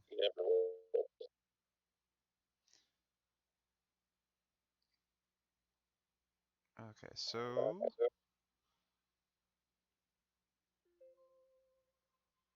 let's see, Bach, you rolled a 19. This tunnel actually has a couple curves in it, and so you really can't see around more than a few curves at once. You can see maybe 20 feet ahead of you before the tunnel turns out of sight. So you really don't know what lies beyond there. Right as you're about to explore a little further, you also hear the alarm bells from the central area. Sorry, y'all cusses in common this time around, and she turns and looks behind them, towards like the main room. She's like, now what? I don't know, but we might as well check it out. And then he kind of reaches over and taps like the between her shoulder blades and casts Shield of Faith, which is a +2 to your AC for the next 10 minutes. Woohoo! You? Let me just quickly throw that up there.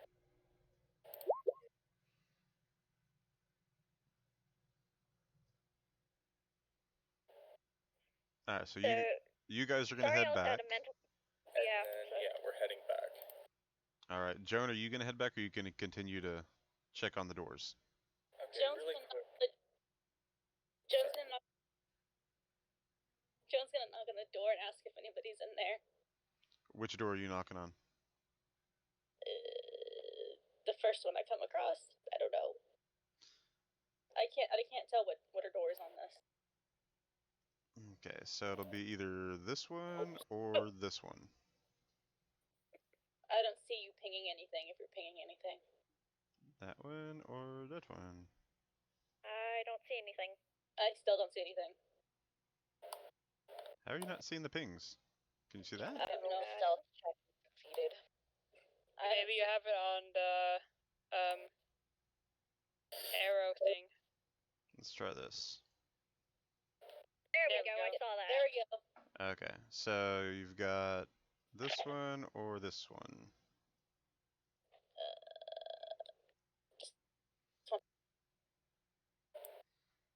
Hesh is going to continue to get her back during this because, well, she's being dumb. I'm not. Okay, Maybe people. we'll get back to you two in the main room. Trey and Fell, are you going to go back to meet up with the others, or are you going to continue to push forward? Trey's gonna say, "Well, it looks like I'm trying to be careful. I set off an alarm," and he's just Yeah. gonna turn towards. He's gonna turn towards Fel, and he's gonna see Sariel, and gonna just motion to him to back away out of the room into their boat. Like it's 4 people. I didn't hear half of that. He's motioning you out of the room, and Okay. he's basically preparing for something to go off. Yeah, I'm just kind of want to regroup with 4 people. Alright, that seems like a plan. And actually, I'm gonna get behind because I want to have some cover if there's gonna be fucking there. Okay. So Sariel kind of looks at Trey and asks, pressure plate or tripwire? Trey's just gonna look at Dario and say, "Apparently, I have head." What now? Heavy boots, I think. Heavy boots. He's just heavy. Sariel just glances down at his feet, because she's kind of surprised that a monk would wear boots, but she kind of just lifts one shoulder and then glances around and says, "Where's Joan and Hesh?" He's gonna point this way. How do you know where I went? Saw you. Yeah.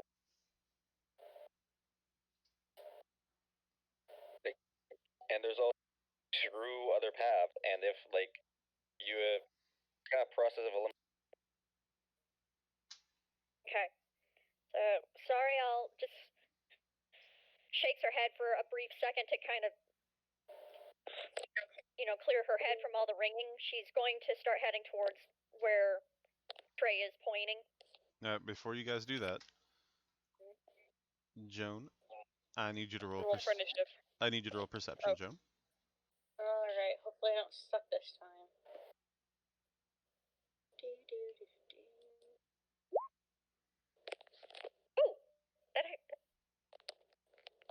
So after you knock on the door, you don't hear anything from behind it, but when you knock, you can tell from the sound that it's pretty thick wood. And looking down at the bolt, you can see that the bolt is locked from the other side. There is no keyhole or anything. This was designed to be sort of like a siege door. It's barred on the other side, and it can't be unbarred from this side. Are all the doors like that? They all look the same. So without inspecting every one of them, you don't know for sure. But they all look like they're carbon copies. Well, then Sariel is going to need to come in on this one. Landon, you're echoing super bad. I hate my fucking cord.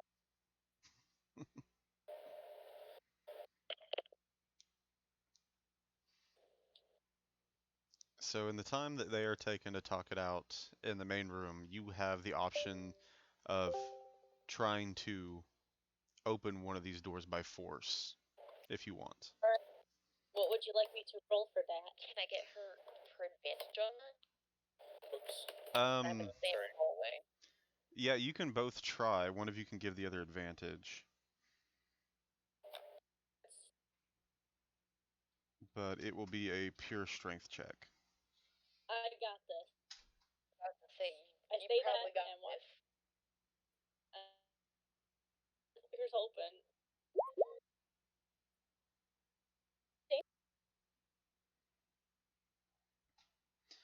You slam into the door with your shoulder, and it shudders, but holds fast.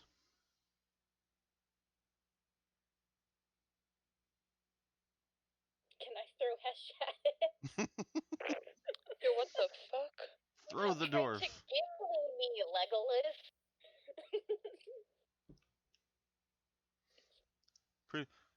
And Hesh is like, hold up, they outlawed dwarf tossing 10 years ago. I don't think shoulders are a legal sport anymore. Damn, what the Joe. hell? I mean, the thing is, I'm not hearing a no. You could try to pick Hesh up and throw him. You can certainly try. I can't do it. Hey Hesh, I need you to roll strength for me too. Big door. So Joan tries to pick up Hesh and throw him at the door, but Hesh gets a little bit annoyed and just shoves Joan away and knocks Joan into the door a little bit. Not enough to do anything to it, just enough to knock her away from him. Damn. But the real question is, if I had rolled in at 20 there, would the force be so powerful Well, of that's me knocking Joan away that it opened the door? It probably would have thrown her through the door, yeah. Damn, you should have rolled a nat 20. Because it's not what she was expecting, but at the same time, the door's open, so. Dropped something, I'm an idiot. So at this time is when Sariel starts heading towards the direction where Joan and Hesh went. And Sariel, you hear a slamming sound, like metal against wood. Okay. She's going to hurry around the corner and kind of stand right about here. Looks around just in case if she sees a fight, and I assume she sees Joan and Hesh trying to get through these doors. You arrive just in enough time to see Joan's hands on Hesh's shoulders and Hesh pushing her off and into the door. Joan, what are you two doing? I tried to throw the door at the door. What are you two doing? I tried to open the door. I thought Hesh was the key. Certainly not. I mean, he's wearing armor, so like. They outlawed dwarf tossing 10 years ago. It's not dwarf tossing, it's dwarf throwing. And throwing are the same thing. Nah, this is completely different. I'm not doing this for distance, I'm doing this to open a door. Okay, so at that case, can Sariel attempt to open one of the doors? If she's... Or do you want me to wait for the others to catch up? You can while they catch up. Okay, she's going to come over to this one. Is there... I assume that she would notice that these, is there a handle? Is there a handle on the door? Nope. Okay, there is no handle. Any hinges? They are on the other side from what you can see. Okay. I have to try and... Wait a minute, you said the doors are barred? Are they barred on our side or their side? The Other other side. Fuck. Okay. Whatever these doors are, they were designed to keep people out from whatever's on the other side.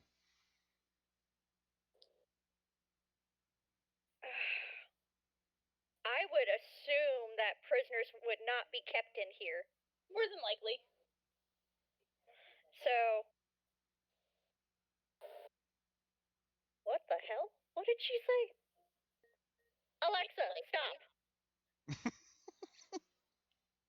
I'm sorry, my dot just went off and I was not expecting it. Alexa wants to roll a character too. No, she does not want to roll a character. I wonder if someone could teach Alexa to play D&D. That'd be cool. It's being worked on. Anywho, so Sariel's looking down at the ground now to see if there's any other disturbances in the dust. Like, if these doors look to be barred from the inside, she is assuming that they would not hold prisoners. Roll perception. Or I guess investigation.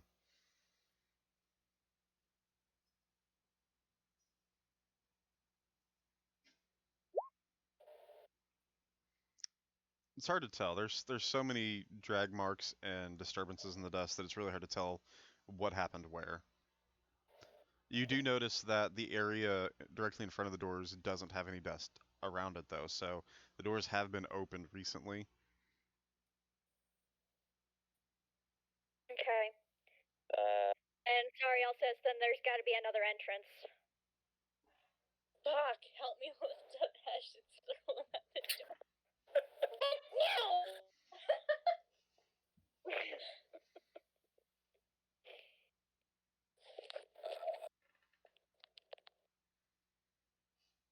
He's not going to lift up Hesh, but he is going to go ahead and try himself. If that's okay. Are you just gonna roll a straight strength check to try to knock the door down? Yeah. Hang on just a second.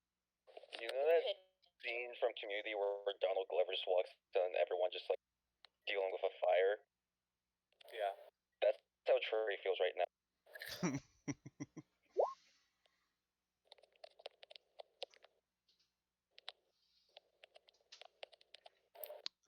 You slam against the door just like Joan tried to do, and in a similar fashion, kind of just bounce off of it.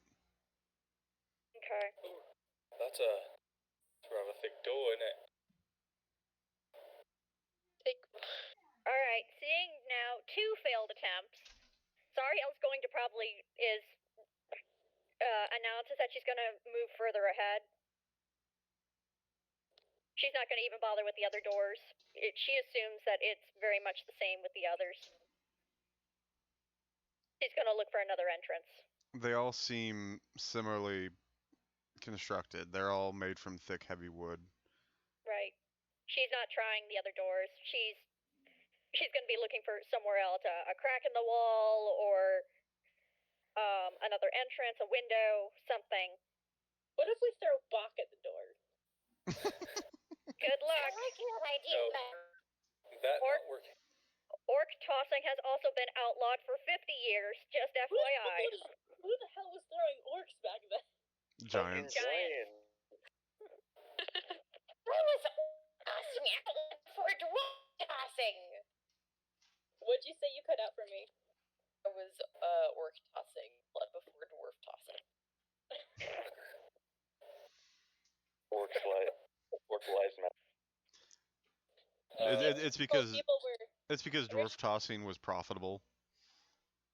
originally people were throwing orcs until they realized dwarves were much easier to throw.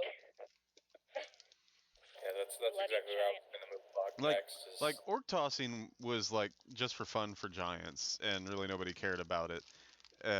But dwarf tossing is like done like for bets and wagers in taverns and bars. So there's actually some profit in dwarf tossing. And in fact, dwarf tossing, the reason it was later is because the dwarves actually fought to keep it legal for a while, because for many of them it was a source of income.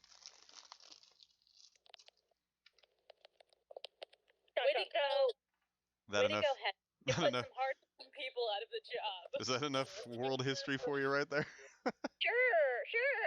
Sounds good. The economics of dwarf tossing. Way to go, Hesh. You and your people put hard-working people out of the job. Okay. All I'm thinking of is Major League Dwarf Tossers. Yeah, what do you do as a job? Oh, I toss dwarves. Where I'm tossed as a dwarf. See, yeah, the dwarves themselves would be kind of seen like horse jockeys. Like the smaller, the actual better. Basically greyhounds. If you can only be a professional dwarf for dwarf tossing if you're under 4 feet. And 50 pounds.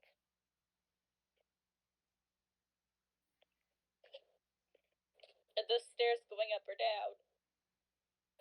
That's a Or is that the door? It's hard to tell.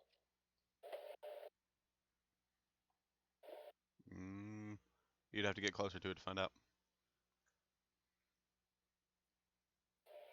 Okay, so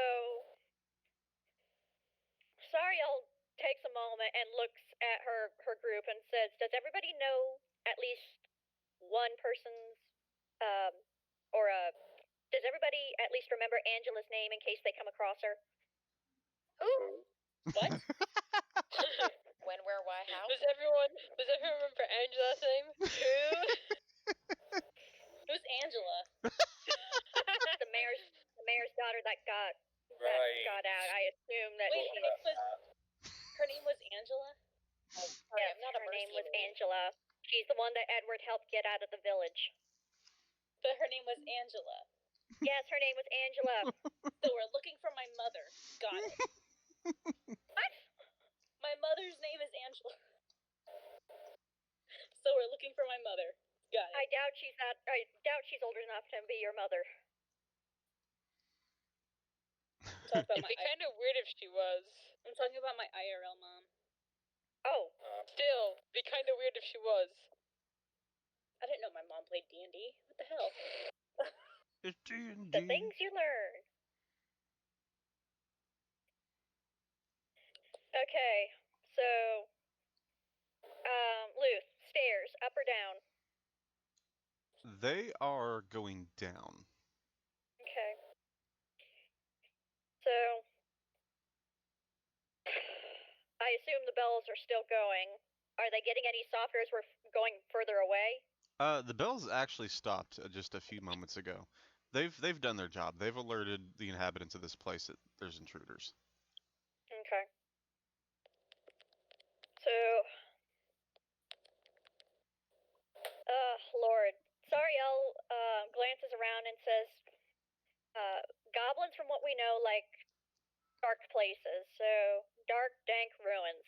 So, everybody who wants to go down the stairs or explore in that direction here, say aye. I can see no problem. I'm into it. So we Alright, can split the group up again. we're not going to do that. I mean, we kind of already did it. And if That was it's a the less wrong way, I severe case of suppose, splitting up, though. suppose we could just come back. Look, I want to give these people something to be hopeful for. If Angela can do that, then that's going to be good enough for me. Price and stick, let's go. Damn, Cat, what's up with your stealth?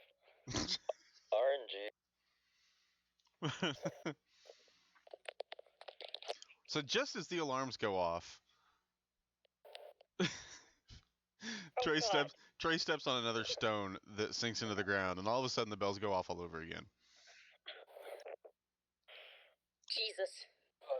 I'm thinking we should just start carrying you. Oh my god. Trey's just looks at Buck and then just says, by all means, you can carry. Yes, somebody please carry the princess. Alright, sturdy woman. You've got a job. Why do I gotta carry him? Make Bach do it. He's taller. We need stronger. Strength check. Fine. Whoever's the highest strength has to do it. Let's do this, Bach. That's not me. Straight strength. Straight strength. I got an 11.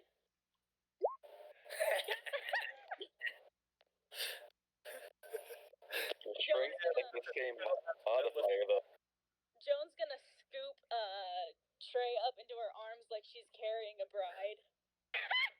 Oh my god. Trey doesn't. Oh my god. He's just gonna like look at Joe and says, "Hello."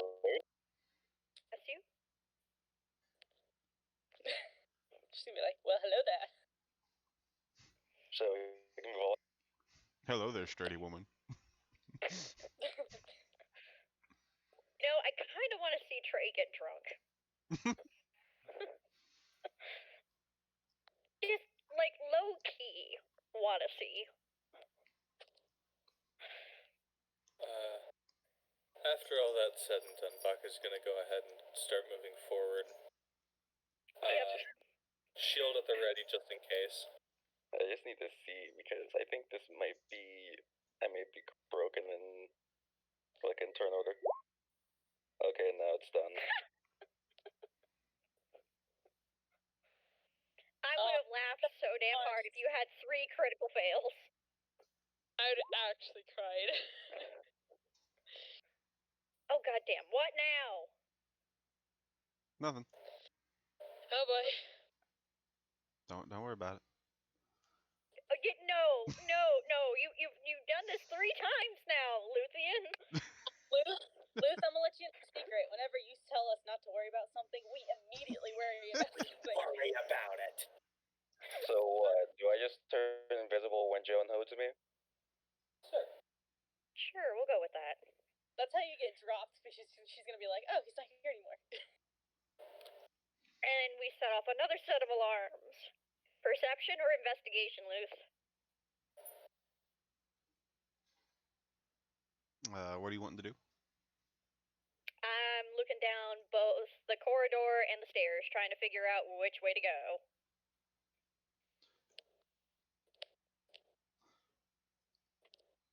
Okay, well, I can assume that then. Yeah, the stairs descend into darkness, so you really can't see on beyond that. Not without going down. And the stairs themselves, yeah, roll investigation for me. Did I give her advantage?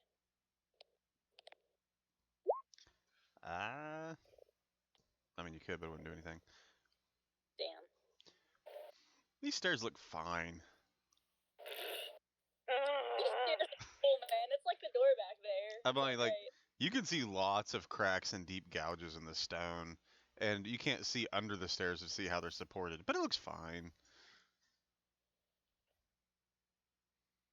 All right, he's going to. Do I need to recast dancing lights? What's the time limit on it? I honestly cannot remember. Let me look.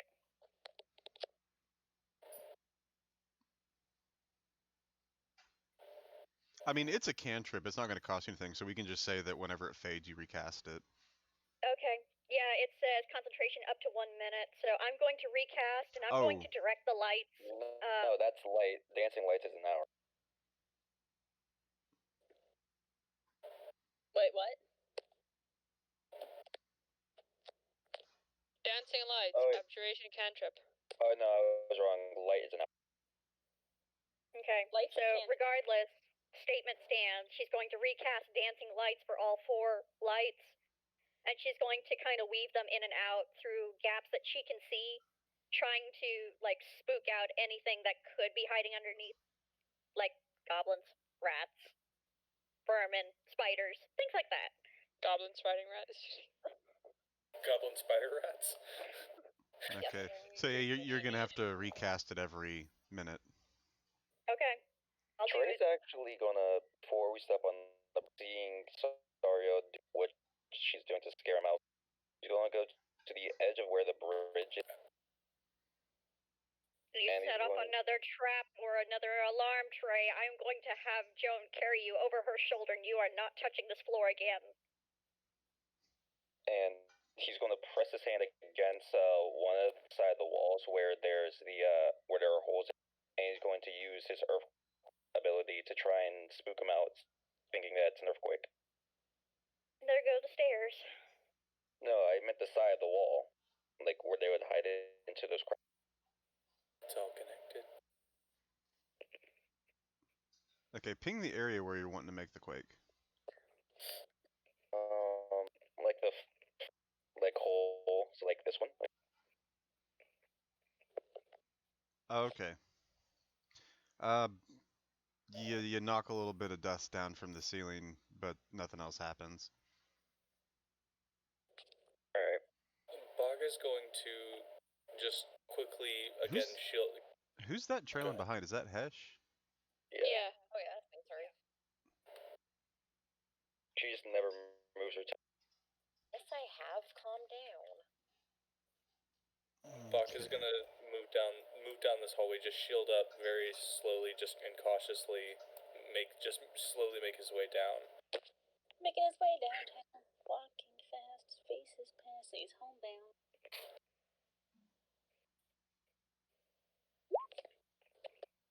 Oh boy. I'm scared. Hesh, is that above or below your armor class?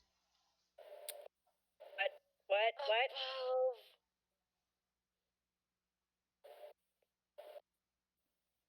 Above. What's your armor class? 15. I said it's above. Okay, sorry, I didn't hear you. Let's see here.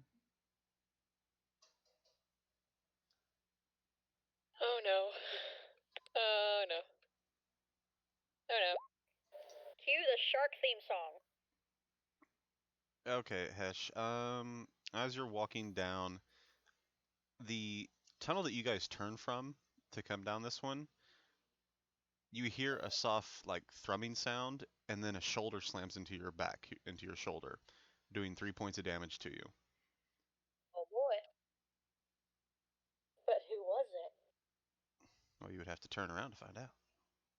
Sariel does turn because Hash is directly behind her. Hesh is definitely gonna turn because he was the one whose back was slammed into. Jones gonna turn. I'm keeping my eyes trained on the stairs. Let's see. What's behind us? You don't see anything, but you do hear a door slam from somewhere down the hall. Oh no.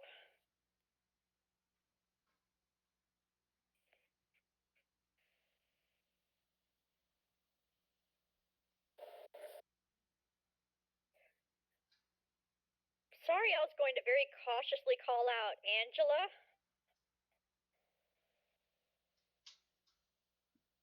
Nothing. No response. Okay. Nope. So next she's going to call out to Bach and say, Bach, do you see anything down where you're headed? I would like to check.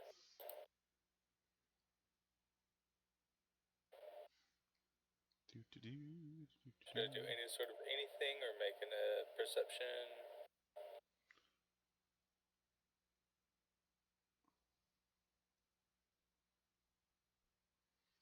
That's about as far as you can see down that hall. Oh, don't say anything, it just goes further. Kind of want to check it out, but I don't know. Trey just says stay as a group. We have the choice. I mean, what other option do we have going down the stairs? I'll go with him, though we're not completely split up.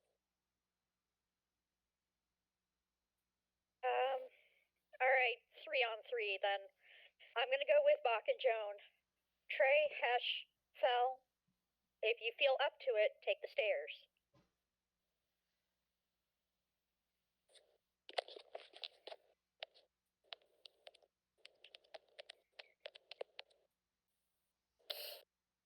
Trey just turns to Hesh and Felgran's like, well, guess we're doing. Well, let's get going then. Let's go for it. Yep. Hey, no alarms this time. So Sariel does redraw her bow and casts dancing lights again in front of Bach in case he needs them. And she just says, I do have dark vision, so... He says, the back. Joan, if you've got Bach's back, I'll guard the rear. Aight. Alright. And he goes ahead and moves up to the edge. Again, kind of keeping himself prepared for anything.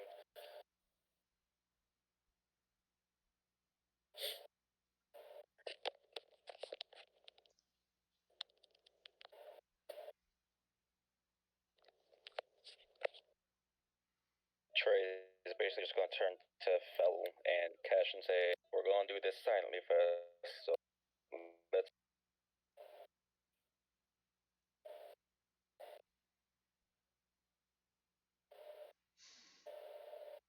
Also time. Fine to me. Also time, boy, hold on to my hand. That's stealth. Okay. Alright, so we're going to head down the stairs.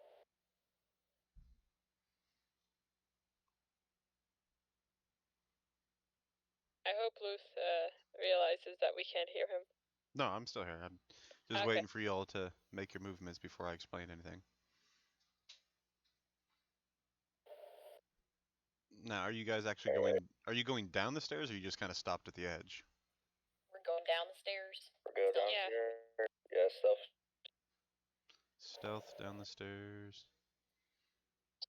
Okay, so you can make it about halfway down the stairs, which would be right there.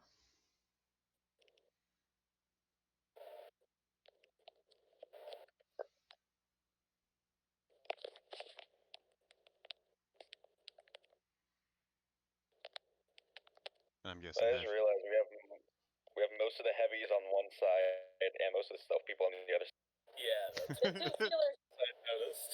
the healers went together. It's fine. We will survive, I think. I hope. I mean, the DPS were on the other side, so we're. I can force feed you berries if you'd like.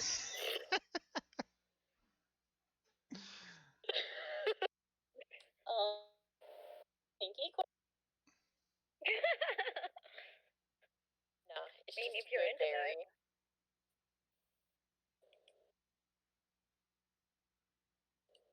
I hope you guys can't hear the people in the background screaming.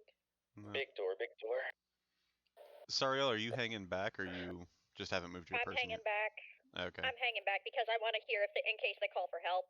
Okay. But she's keeping Bach and Joan in her sights. Okay. Alright, so I'm scared. Buck is Legit, going I don't know what's gonna happen. to step into the space.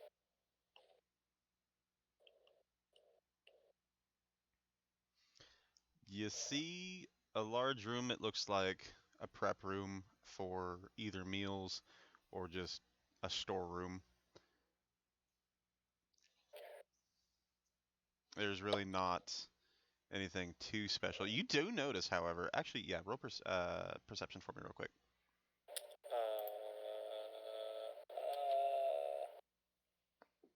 I almost clicked on freaking performance again by accident. Yeah. Okay, you don't notice anything yet. But I will say the air in this room smells a little fresher, like not as stale as what you would expect from the rest of the ruins. Fresher, so like clean air when you say fresher? Not as musty.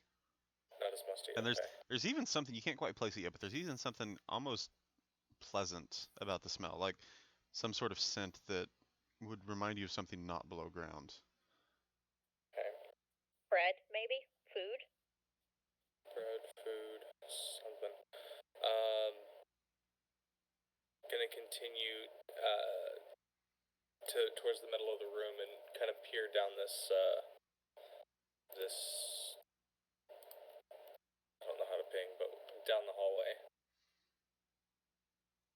Or whatever this little opening is.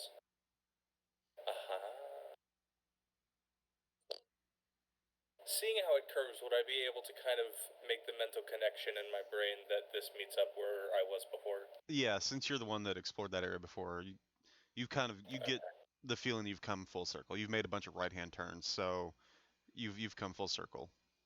First NASCAR! First of Right, 500 well, laps. I don't think there's anything about this way. I think it might be the best idea to make our way back to the others. Now, as you say that, you turn and look at the table, and you notice that there is fresh food on the table.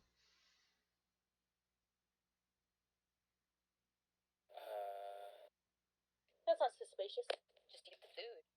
Take a You little know what? food. He's gonna go over to it. Because let's throw caution to the wind. Oh boy, he laughed. Oh god! He laughed. We're doomed. We are doomed. Now, what's the selection we're looking at here? Is it Subway Fresh? Like, It's some bread and some cheese. No meat, but you do see some raw potatoes as well.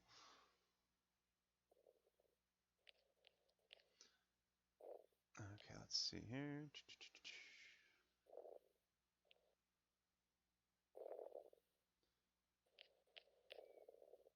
Okay.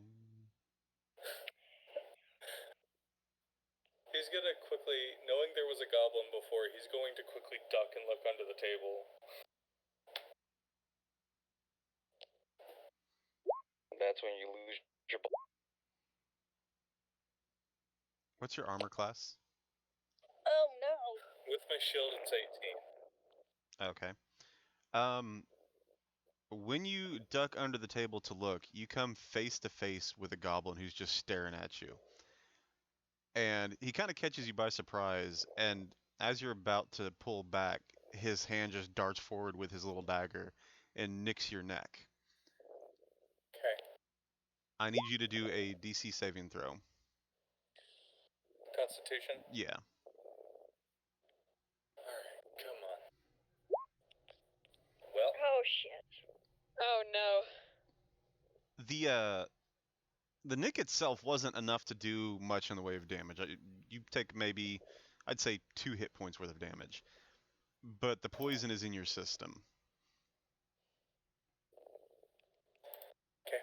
And as you pull back, you feel the dizziness start to take hold of the poison. This thing uses its nimble escape ability to disengage from you, and it takes off down the hall. Which hall? Hang on just a moment.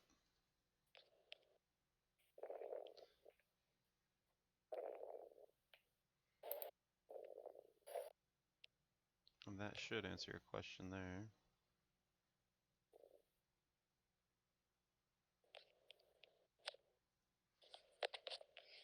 Okay. Yeah, I see him. But I see his token, but I assume I don't see. Yeah, he's definitely out of my line of sight now. yeah, that's his. He be bolden. That's about his 30 feet of movement. He be bolden.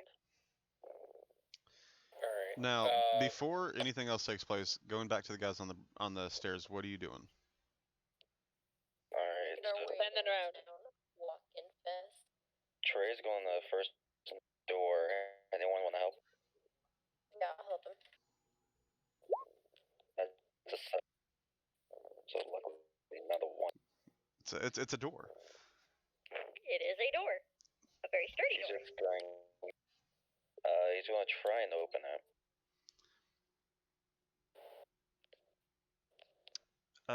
Because of your low investigation roll, you go to push on the door for several seconds before you notice a handle that indicates that you actually pull instead of push. Well, anyways, he just opens the door. It's not budging. It's locked.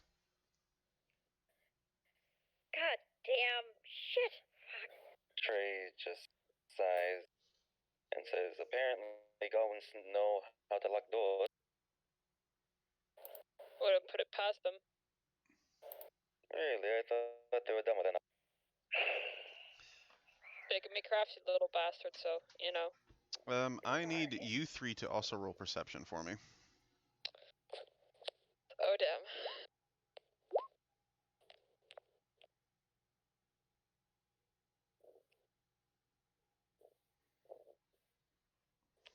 Oh, we don't know this shit. Apparently. The 2 of you don't, but Trey, as you stop to contemplate the door, you hear something coming from up the stairs, just like a soft rumbling sound. I should have known. And you turn and you look up and you see a small wooden keg rolling down the steps that is on fire. Oh, what could possibly go wrong here? So, Trey, at that instant, he's going to push both of them out of the way, and I hate doing this. He's going to waste 2 key points, and he's going to punch right at the barrel and use Fist of the Wind and basically a force of wind strong enough to explode the barrel away from them. let's see, what would I have you roll for that? It's basically an unarmed strike.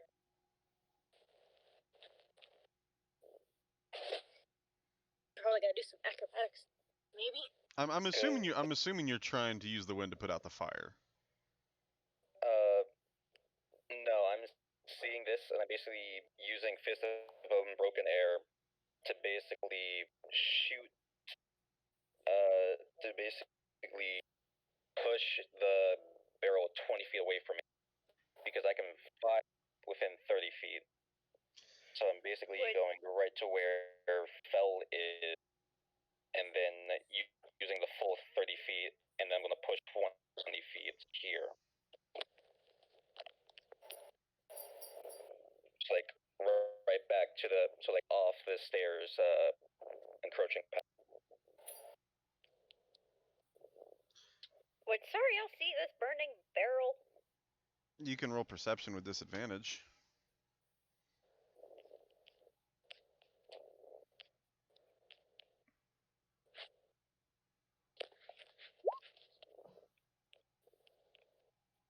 I apparently must smell smoke, but I don't see fire. You rolled perception twice Yeah, it's Did? on my end. yeah. That's weird. I only hit it once. Go with whatever you like, Luth. Okay. I'm still trying to figure out what exactly Kai's trying to pull here. Trying to He's push the trying barrel to back basically up the shoot it back stairs. up the stairs. Using just wind. Fist of Unbroken Air. Strikes a mighty fist. Action spin to kill creature must make serious. Creature takes I know it's not a creature. I'm trying to use it on an object. Push the creature.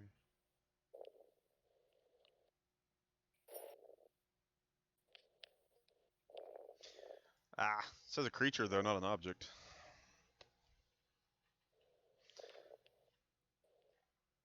So I just can't.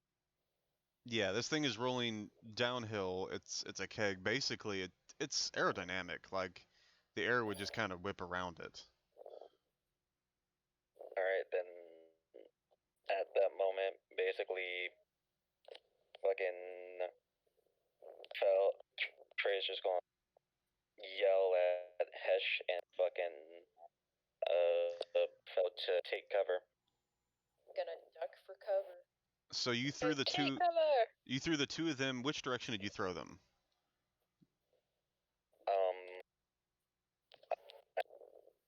I threw them the farther away from.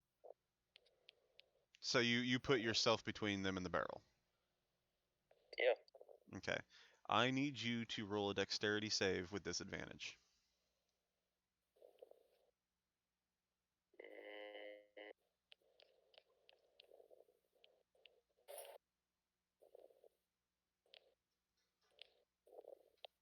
Alright.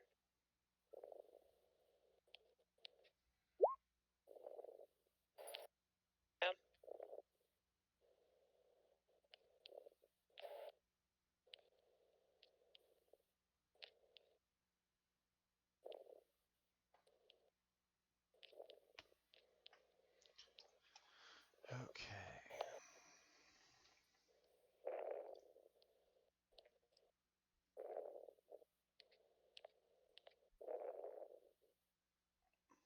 Let me check that again. Make sure I got the right numbers.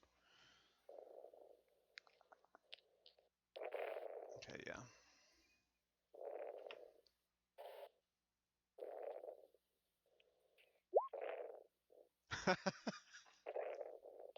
Holy Fuck crap. you. You got so damn lucky. Oh, damn. Oh, you Oh, take damn. the barrel hits you and explodes, but miraculously the force of the blast is directed backwards for some reason, just the way it hit the steps or whatever, but most of the destructive force goes backwards and you take 3 points of damage.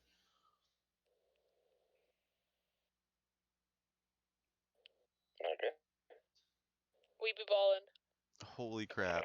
A 1 and a 2 out of 2d10. That's insane. If there's any fire on me, I basically just absorb it with the left arm. Like, that could have potentially knocked your ass out. Yeah, it could have. You would have Definitely. Enforcement berries. Coulda, woulda, shoulda, didn't. Which means luck's on our side for once. Yeah. Rose And is going Sariel, You turn around just in time to see a goblin throw the barrel down the stairs and run back down the hallway you just came from. So he's running towards me? No, he's running back down this way. Okay. So Trace is going to turn to Hatch and says, "Can I have one of the?" I guess I'm casting good berries and I'm distributing freaking I'll give freaking 2 to both of them and then save 3 Don't for need any. myself because it casts as 6. I'm gonna eat Let someone both. heal. okay. Oh, it's up to 10 Zariel berries. looks back at Joan and says, "Is Bach okay?" Well, Oh wait, it's component spell. Never mind, you cannot have good berries.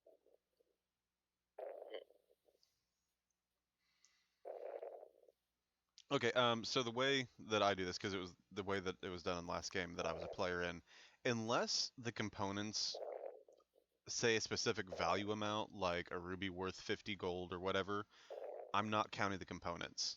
Because chances are there's something you would carry on you at all times. Like with a ranger, a lot of their spells require like a grasshopper leg or some shit like that. And seriously, you're gonna have like a pouch full of those if it's a spell component. Pouch full of grasshopper legs. Yeah, seriously, like to cast long Yeah, what do stride. you have there? Oh no, it's just Just a grasshopper leg. It's weird. Like to cast long stride, you need a grasshopper leg as a component, and those things like you can literally just rip them off a grasshopper anytime you're around one. Damn, I need you to fill my grasshopper legs. So unless it says like a specific like gold amount, don't worry about the components. Alright, I'm gonna give in our good old friend Trey here a tray full of good berries. So 2. He gets 4 good berries. Okay. I eat 3, and I keep 1 in my pocket. And then I'm saving the other 6 for when we need them. Can we move all in? Yes, Back to stairs? Right. They're gonna walk upstairs, and as they do, Trey's just gonna turn to. Well, goblins can lock doors, but they make shitty explosions. I guess. Chester, I think you're breathing into your mic. I'm sorry. I'm No, sorry. it's This is why I like- hate this bloody headset for that reason. I'm sorry. It's alright. Wait. Okay, yeah, never mind. I was about to ask something. Okay. Ignore that. But now you have a better understanding of why there's so many cracks and broken stones on this stairway.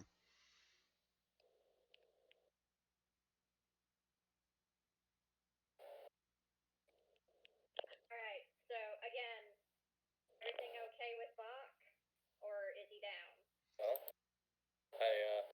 He's I was waiting paralyzed. to take I was waiting to try to Wait, take it's a paralysis poison? Is it not the same as the one that Joan. Joan took? Yeah, no, it's the same poison. Okay, so I don't get to move and try to make a save, or against the poison itself, or while it's in my, because I'm pretty sure Joan made a second save. Yeah, you're right. She made a save against being poisoned by the blade initially, and then she made a save against resisting the poison. So yeah, you can make another DC Constitution save. All right, listen, don't fuck me over, please. They fucked you over. Congratulations. You just got fucked. Yeah, the dizziness gets intense, and you feel your entire body just lock up, and you fall over. Okay. And he's the only one that has the capability to fix that. Not necessarily. Well, let me actually read through. What? Hold on. You just have to wait 10 turns, no worries, man. Yeah, just gotta wait a minute. Oh no. That's how many turns you have to make. That's how many times you have to do a DC Constitution save that isn't below a certain amount before the poison doesn't affect you. If the poison takes hold, it lasts more than that.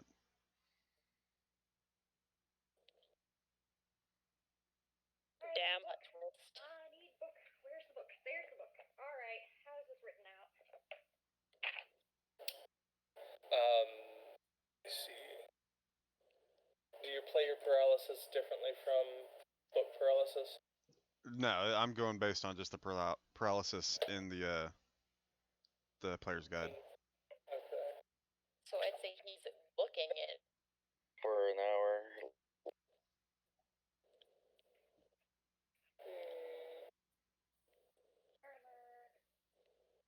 Fantastic. Well, hang on. You're talking about the condition, right? Not the duration. Yeah, the condition. Yeah. So yeah, the condition is the same as the book. The duration, you guys haven't figured that out yet. Yeah. Alright, well. My plan was originally going to command the damn thing to come back so I could butcher it, but. The window. So, if anybody was watching Bach, he got. it was a stab and run.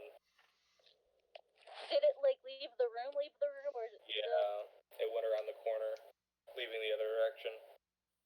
Yeah. I'm gonna be like, you take care of Bach, he's paralyzed, and run after it. And firefly. Trey and the rest are gonna like walk up and see Sawyer and say, "Hey, do you know who threw the barrel?" I'll give you 3 guesses, and the first 2 don't count. Sorry, you've only got, or Joan, you've only got 30 feet of movement, right? Oh shit, that's right. Why is Sario so far away? She Where switched her was mic. I? I don't have a choice with this mic. I'm sorry. Either I sound far away, or you get You can move to about frickin' right there. dragon breath. I am sorry. I can't help it. I'm trying very hard to regulate my breathing with this damn microphone.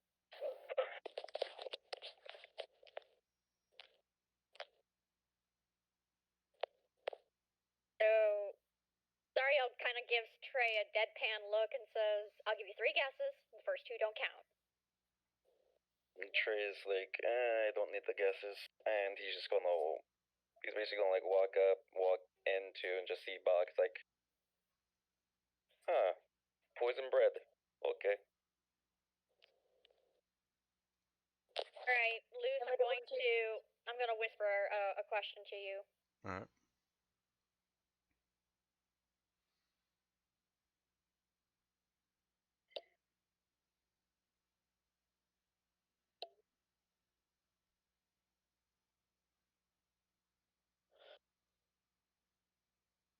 Did I get away?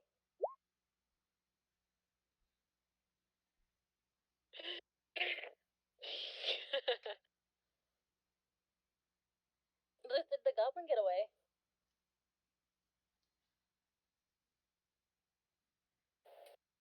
Did Luke die? No, I think he's trying to figure through my question. You can. You would have to roll. Medicine? I'm trying to decide if it'd be medicine or nature.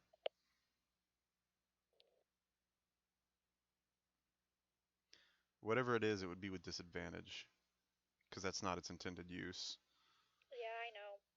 So it's either wisdom or intelligence. What would you class it as? Because medicine is governed by wisdom, nature is governed by intelligence. Let's see.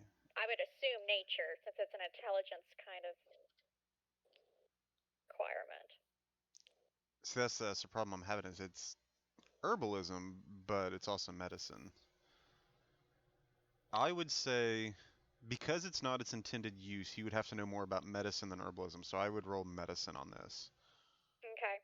So, Sariel's going to go over to Bach and pull out her herbalism kit. Well, one of them. God damn shit! Oh, crap.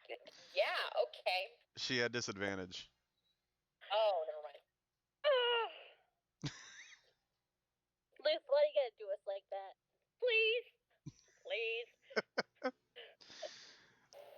I mean, you can do it again, but every time you try, you're burning through one of the uses of your kit.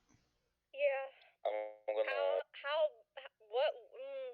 If she does it again, I'll assist to make it just a straight.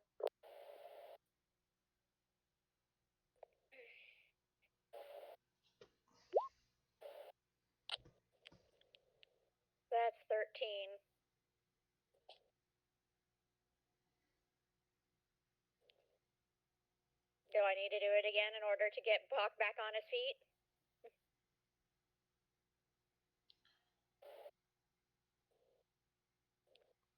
I will say that you have done some good. He's still paralyzed, but you're pretty confident in your ability with that last attempt that you've at least not lessened the effects of it, but possibly the duration of it. Okay. Well, Ariel quietly apologizes to Bach and says, I wish I had anti-poison. This is the best that I can do for right now. Are you still chasing this thing, Joan? Yes. All right, go ahead and move another 30 feet. I just wanted. Ariel looks up. No? What did you say, Bach? Grunts. Where is it? Where the hell did it go? Okay. Sariel glances up to Trey after as she's putting away her kit and asks, "What did you find?" We found a big locked door, and then we found a barrel, but we found out that it was a shitty explosive. A locked door? Did you try to open it? Yeah, we tried to No, open we it. just fucking standing there and stared at it because it was a pretty door. Sariel glances at them all and asks, "Nobody here happens to have any lockpicks, do they?" So, Joan, you can't see this thing. It's because of the way the corridor winds. It always seems like it's one step ahead of you around the corner. But you do hear its maniacal little just evil laughter as it runs away. Trey said, there's still a part of this place where we haven't checked. Where I set off the first alarm, we can go back there.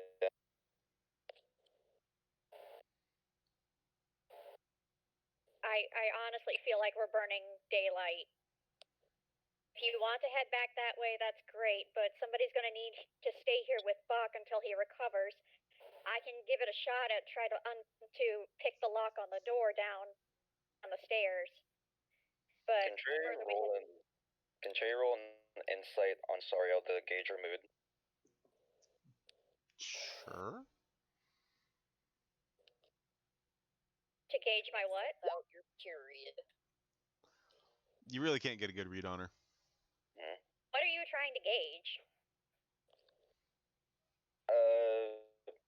Just by, like, kind of Trey was, like, seeing that you're rushing, he wants to, like, look into you more and, like, see why you're just, like, so kind of dead set, but kind of feeling reckless. By the way, Joan, you can move another 30 feet if you want.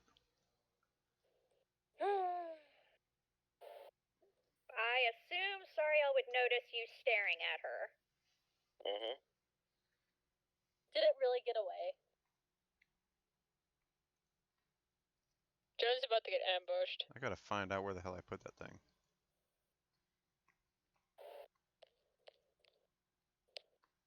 Look, I'm sorry if I look like I'm rushing into things, but seriously, this village needs some hope, and if this is the best way to give it to them, then I'm going to give it all that I have in order to ensure that these survivors get to a safe place. This is not it. Why do you think the guards of the village have not come looking for them? Because they're corrupt. Joan, you see this thing stop at the edge of another hallway and turn back and look at you and stick its tongue out and then run down the hall. You motherfucker! Trey's going to look at you, Zariel, and says, I don't know the people of the village, but I do know that all life is important. But we cannot go about rushing into things. If anything, we need to make sure if you want to get these people to safety, we have to be patient, be calm, and have center. That way we will succeed. I don't think it's a good idea to check the door. However, I would say that we go back to the room that I found to find the key. And then he's going to say, wait, where's the sturdy Roman?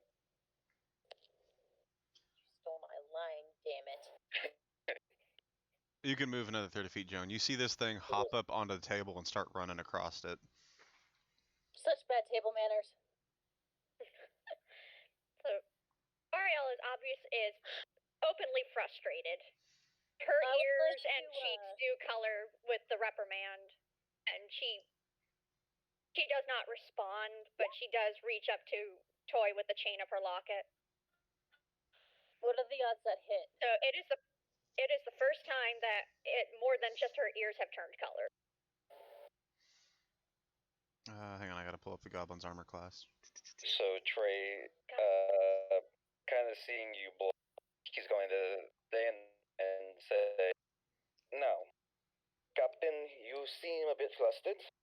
So how about we just go and find out where our woman, and then we can go to that door. Sound like a good plan?" Okay, so your javelin misses. Not by much, but it does miss. And now Damn. I need. The goblin turns around and just laughs at you and then says something really shrill and sharp, but you can't understand it unless you speak goblin. I don't know if you do or not. I think I do Sariel's not. the only one that does. Yeah, Sariel is the only one who does. Why did she say that in common? I see that gets that face, you little bitch. Okay, let's Say it see. in a language I can understand, you little idiot. What the fuck did you say to me, you little shit? Let's see. I heard you were talking shit about me. I heard that you were talking shit. Say that about my mom. Theme song. Okay. So Do I repeat my saving throws at all? Or was it just the 2 and then I'm paralyzed for however long? It was just the two. One to see if the poison enters you from the cut, and then what you do is you make 10 saving throws after that one until you have one that fails, and then you get poisoned. And if you don't fail any of the 10, then your body resists the poison. Got it. So you're. So I'm gonna have John onto the table, and should I just roll initiative? Before you do that, let's see.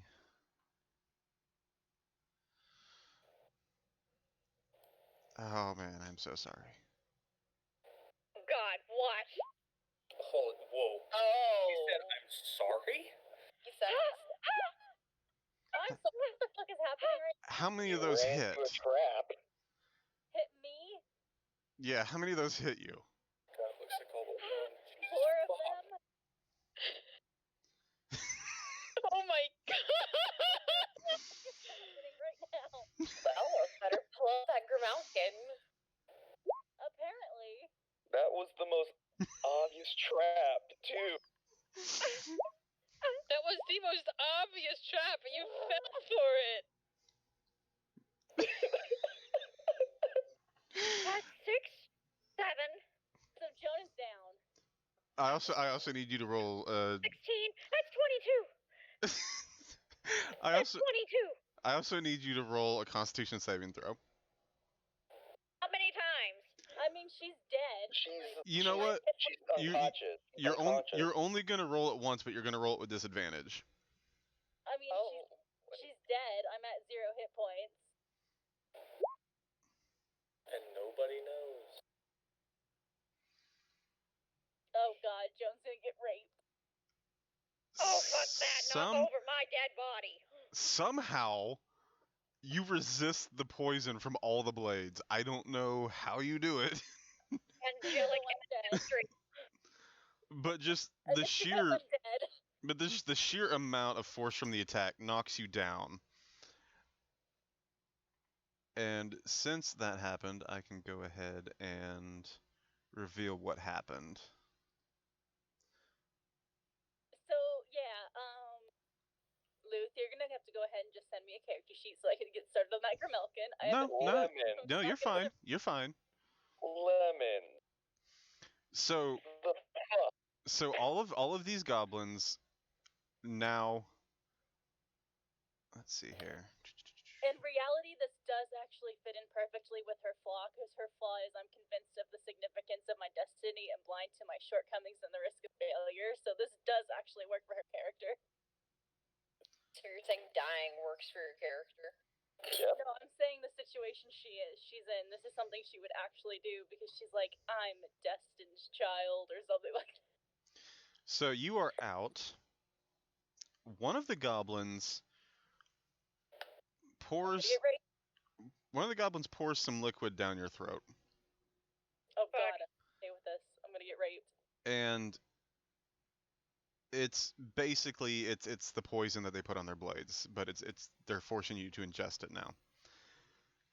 So Well, I'm dead. You- Am I really you are anything? you are flat out paralyzed. However, you notice that one of the other goblins or two of the other goblins start patching up your wounds. Like they've got cloth and they're bandaging you to where you don't bleed out. They're effectively stabilizing you at 0 hit points. Jones like, what the fuck? So you don't have to make death saving throws. They don't want you to die. But you are now paralyzed, and they start to drag you away. What the Hey, fuck? if you remember, sometimes the goblins from Goblin Slayer like to keep their toys around. I know. Exactly. She's gonna get raped. She's going to Turn get into a literal gangbang. So Trey is going to look up to Hesh, and then he's going to say, and then he's going to turn to Sario. Do you know where she went? I It's assume she people went that after the goblin down that hall. And then he's going to kill her. Is she like not able to do that? he's going to turn to Sario. As soon as Bulkaway, you follow us. Anyways, Hesh, let's go. Fail, if you want to come with, come with. Wait. Hold it. Sariel takes out her flute and tosses it to Trey and says, "You find them, you find somebody, anybody. You blow a signal, 3 sharp notes." I have a flute! Trey tosses back your flute, and he says, I have an ocarina. What are you, the hero of time? Yes. No, I'm Well- being another Since we are employed into a time god's service, do not fucking call me. Don't you fucking dare. Play the right series of if notes, and you Sariel pissed enough, she may actually do it. play the right series of notes, and you can summon him.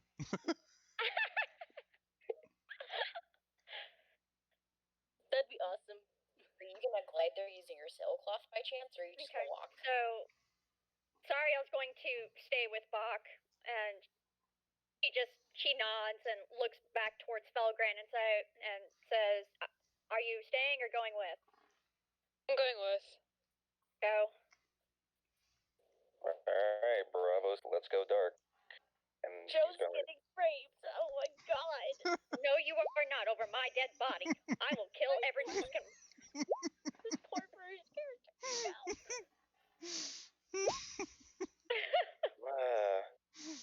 and Go shiny.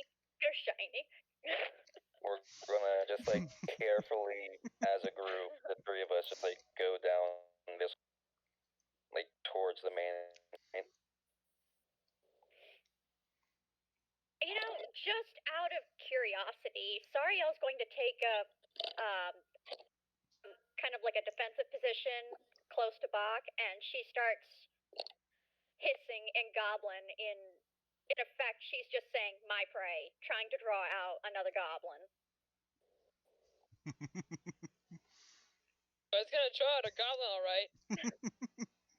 Actually, before Tree leaves, he's gonna walk right up next to Saria, set down the bear, like set down his bear trap, and he's gonna try and hide it with his. So Knowing Sariel's luck, she's gonna fall into it. Thanks. don't fall in the bear trap. So Luth, I have a question. Can Joan pray while she's in the state she's in, or is she just not conscious? She's at 0 hit points. She's not conscious. Okay. All you have is they take advantage of you. She's getting raped. She doesn't even know it. Oh god. Okay, Alright, so I see it. Trey's going to basically make it to the like center here, like All right. but slowly with the rest of the group.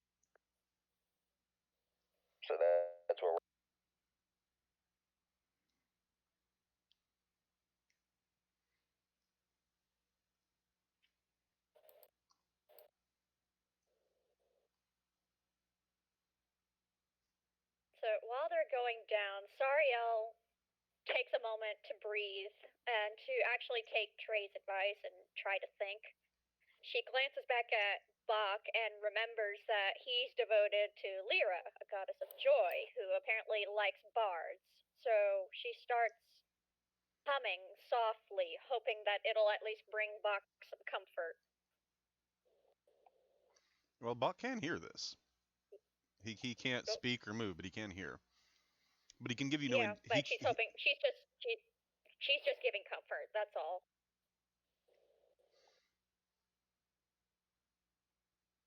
So you're gonna chill there. You three are going to go after the goblin. We're gonna go right, and I want to do a survival check to see if I can find any prince or sign or fucking princess paladin. You should pick up my my javelin. Give that back to me when you fight. I thought you picked that back up already. Well, I threw it again, and then I got stabbed like 700 times. Oh. So survival check.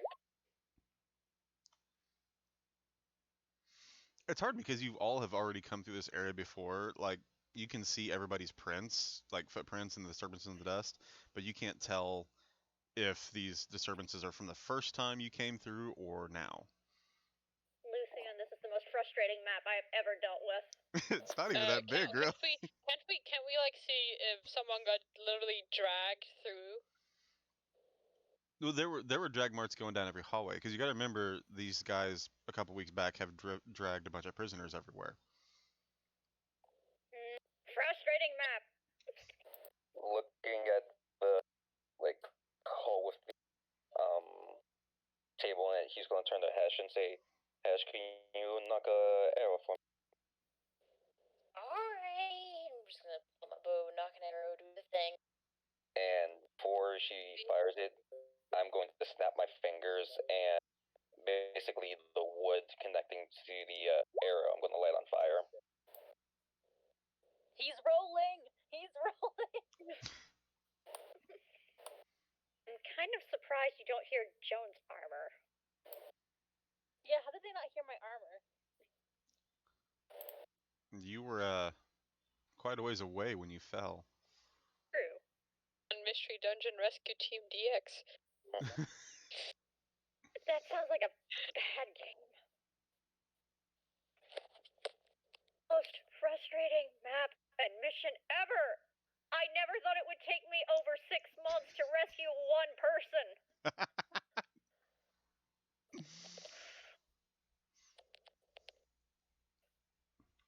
I'm glad you take joy in my frustration. Oh, you have no idea. Let's see here.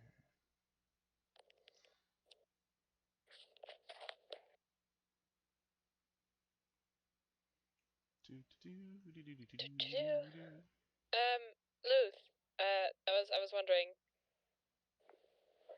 can I do, oh, I was wondering if I could do this.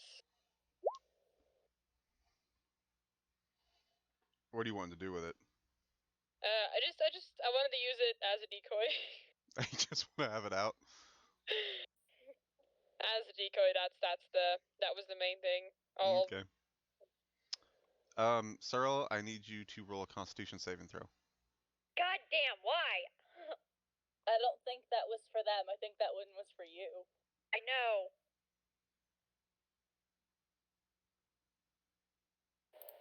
Notice how they're going after the women. This is not a good thing.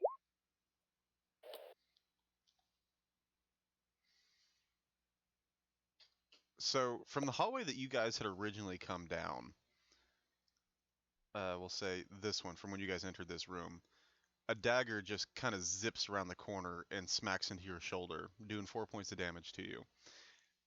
And almost immediately you feel dizzy. Sorry, she yells out in both pain, anger, and panic. And tries to get to her dagger, but obviously can't do anything. but she's obviously very agitated now. This did not go well. Loof, do we hear this? Let me see here. You guys are like accounting for corners and all that, like 100 feet away around corners. But this is underground and sounds echo. I would say that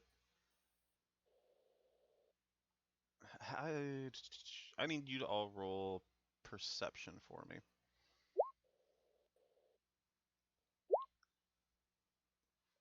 Joy.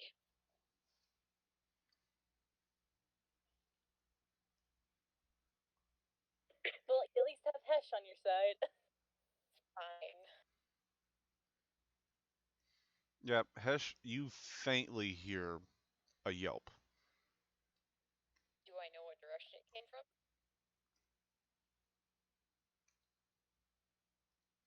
Motherfuck. God damn. No, you really don't. Wait a minute, wouldn't this go against my armor class? Would what go against your armor class? He rolled an 18, so I'm assuming that's hard in your armor class. Well, the attack on the poison dagger I didn't was a see the 21. Didn't see the 18 or the 21. The 18 was for a stealth check against her passive perception. Yeah. The poison dagger attack was 21. Yeah.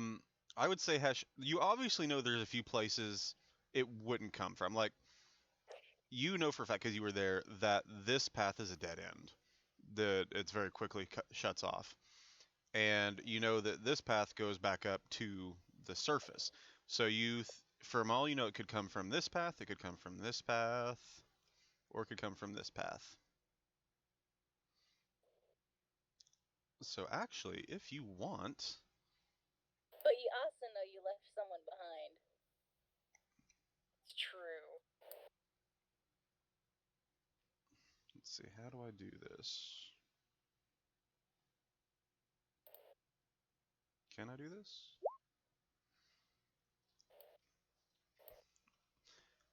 What for? So you were uncertain of which of those three hallways the shout came from. You know that Sariel is basically alone in one of them, and you know that Joan got separated from you and is possibly down one of the other ones. The yell was faint enough that you can't tell if it was Sariel or Joan, though. Guys, I think I heard a yelp from Sariel or June. She just called me June. I said Joan. Listen, like my throat's starting to hurt. It sounded like you said June. Hearing that, Prey is gonna ask if Hesh knew which direction it came from. Well, based on the facts, could have come from these three ways, pointing out the said ways they could have come from.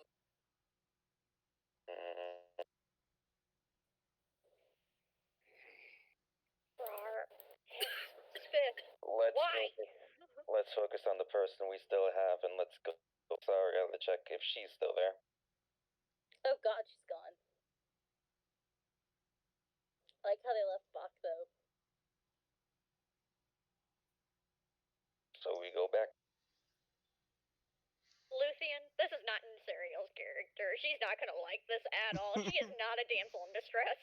No, It's I just don't think anyone wants to be raped, sweetie. Don't worry. I'm scared. Don't worry. Knowing that, As soon as she gets free, she's going to be in a blind rage. You think Bach isn't? Having literally just witnessed his friend being taken away. alright, so... Yes, Bog saw this whole thing. He can't do shit.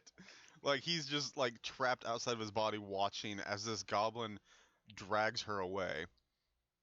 Trey, seeing Bach, he's gonna just, like, look around for anything. Christ on this stick.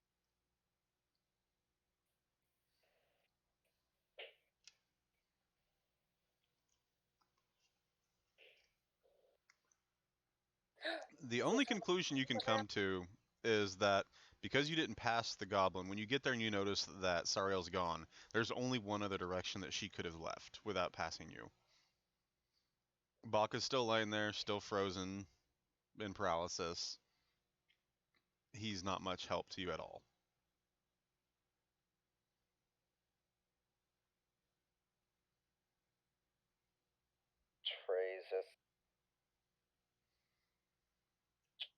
Trey's just basically gonna walk over to look at Bach, and then instantly just break a part of the table in half because he's now getting angry.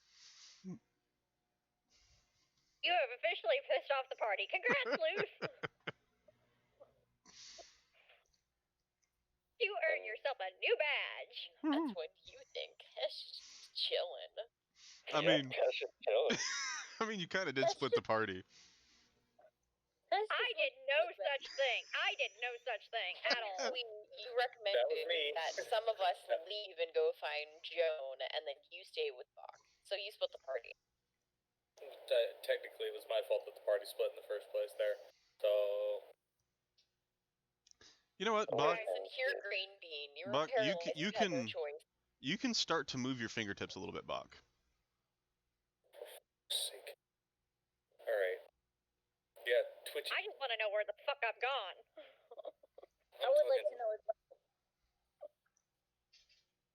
So, definitely not enough to cast a spell though right now, right? You can't speak, so you can't do verbal components. And all you can really do is move your fingers. You can't make arm movements. So I would say that no, you really can't yet. Okay. Can I see this, or you can see his fingers start to twitch and move. Trey's just gonna get down on one knee and ask if he can with his mouth. Talk with his mouth as opposed There are some grunts kind of more back in his throat than anything else. Yeah, you can force air out of your lungs fast. That's about it. Then after that, Trey's just gonna put his hand down and say, "Do you know dots and dots?" Like right where Bach's fingers. I didn't catch that. He asked if you basically know the D&D equivalent of Morse code, and puts his hand right where your. As you kneel down to kind of examine Bach, you're getting close to the ground. You see some blood on the ground. A little bit of splatters that aren't not consistent from the blood splatters from when Bach was hit. I already know to put two and two together, and he's just going to push his hand closer to Bach and ask if he knows where she went or where she was taken. Tap him once for yes, two for no. Basically. His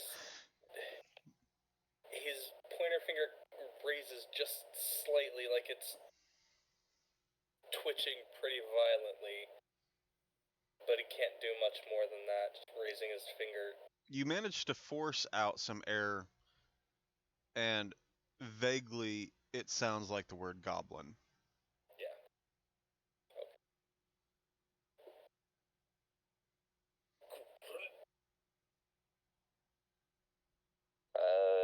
Trey's gonna turn to see if there's a goblin, in that doorway. Roll perception for me.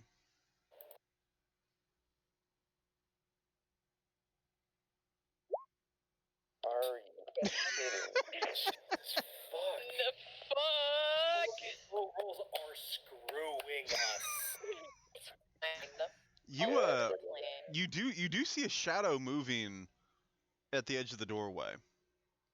Just like how it would be if someone were to pass a light over an obscured area and the shadow of an object were to move with the light.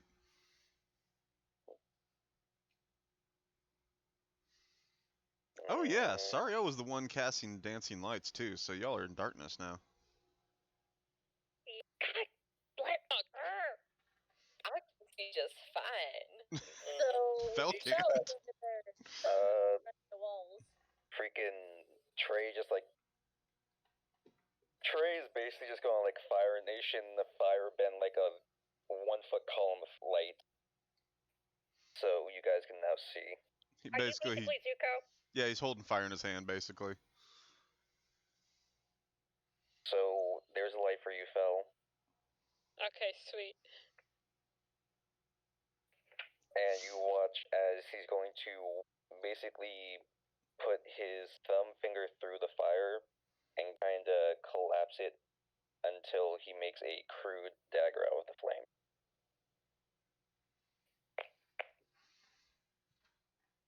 Was it actual, like... Well, Joan, it looks like we're gonna get our girl power back-to-back scene. We're not getting great together. No, we are not. I mean, you both got abducted by We are goblins. about You'll probably both end up at the same place. we are about to do some avenging angel shit. My wings are finally gonna come out. That's all I can think. And I'm You excited. you might have to, like, when you wake up, search for your possessions, like all of them, Even my armor. like even the things under the armor. Uh-oh. Wait, we're gonna be. Sorry, y'all and I gonna wake up naked together. That is a good possibility. No, we're not expected.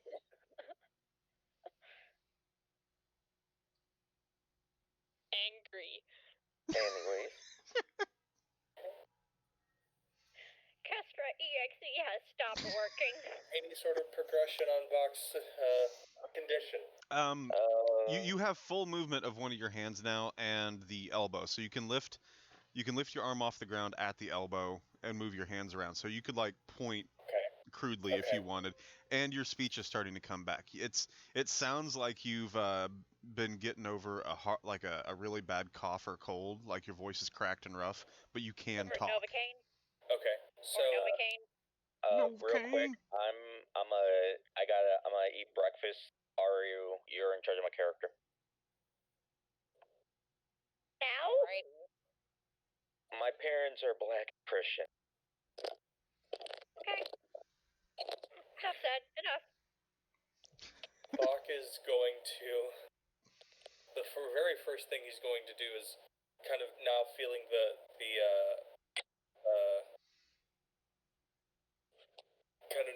getting feeling going back up his arm. He raises his arm and begins just slamming into the ground and lets out this very loud, almost roar. Like he is pissed. So you can't tell if it's part of the poison or if it's legitimately happening to just you. But as you're lying on your back staring up at the ceiling, still half paralyzed, the visage of, let's see, how do you pronounce that dude's name? Grush? I can't remember. Grush. Oh no! You just see him materialize in front of you, and he just starts laughing. And all of a sudden, it's like he floats down to where his face is just like a few inches from you. Embrace the anger. And kiss. Grommash Hellscream, is that you? Help me up. Give into the rage.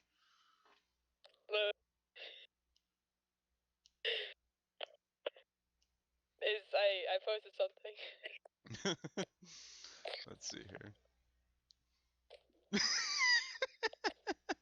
Yeah, that's accurate. And the fact that Grumush in lore has helped Lolth try to take over the equivalent of the Fey Heavens, you know, a dude to mess with. Bach takes in a deep breath, stares up at him. Fine. Cash is just gonna try to help this boy up. So Green bean up. the image floats a little bit further away from you, and the orc god's hand just slams into your chest, going through the chest. Now this isn't happening. This is all just like astral stuff. So you're not actually like bleeding or anything. But it goes into your chest, and you can feel his fingers take a tight grip around your heart and squeeze it. And in that moment, you feel a surge of adrenaline and anger, and it just immediately pushes the poison out of your system. Like it's still there, but you are so enraged that you just don't care anymore, and it's sheer force of will. You stand up, even with the poison still coursing through your veins. Also, I think my picture is more accurate to what the situation was like. He's going to make out with the god. Yes. The god leaned down for a kiss. Is the The god of war. Jesus Christ.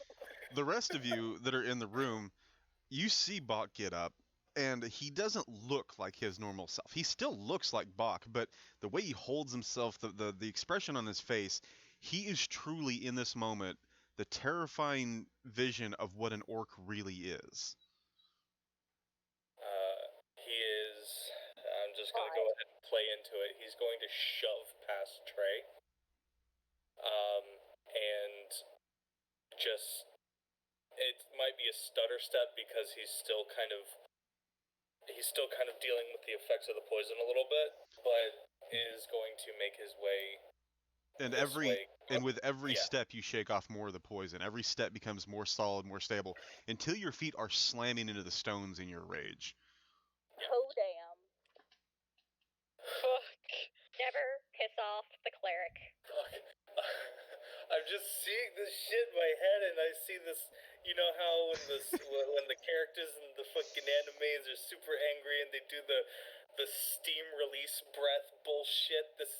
Yeah. Oh no. Oh no. Alright, now I definitely saw them come this way, right? Yeah. Okay. Oh no. If you're coming with me. Oh, fuck you, Lucian. What is happening? I'm scared. I'm scared. Why Fuck. did you say that? You don't hear the music? Oh, I love this music.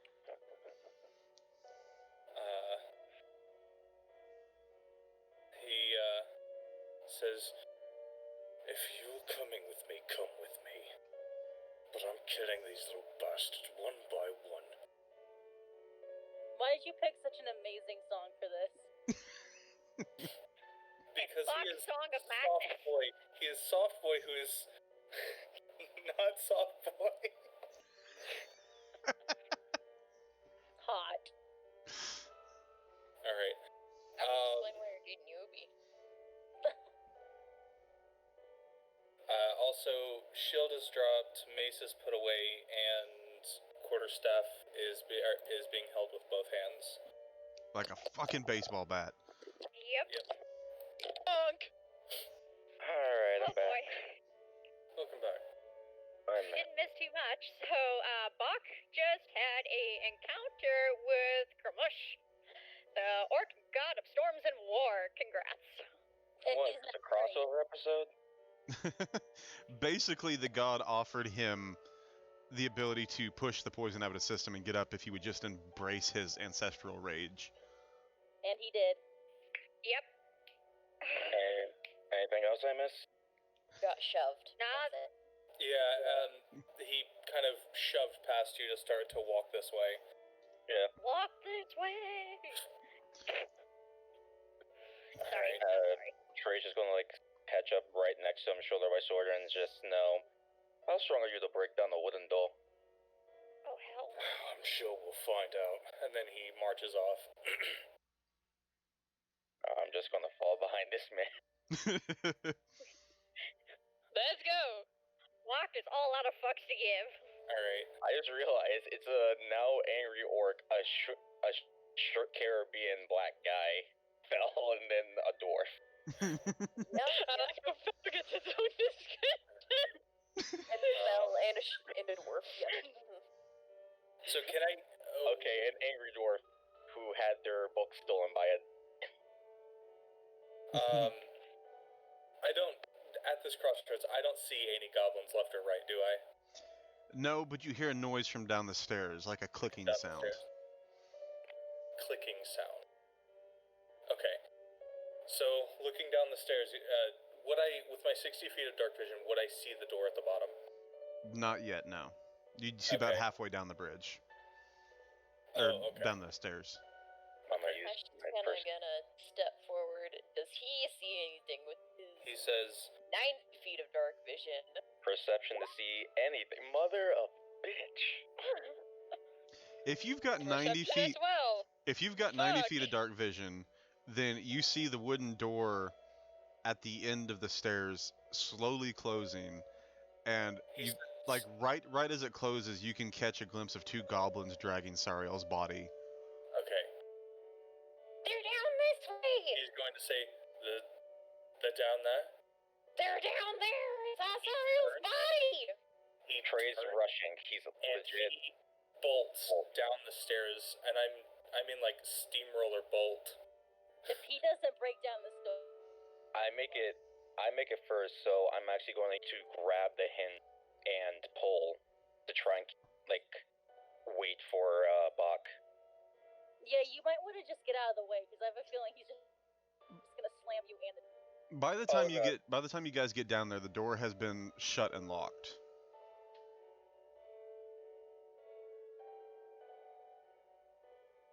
Okay. But can I just completely ram the door? Yeah, I need you to do a strength check with advantage and add 5 to it. Add 5. Gotta Oh boy. love that inside. Oh, Crunchy, yes, my brother. Bach is fucking pissed. The door's coming open. I need you to roll 3d10 for me. Holy shit!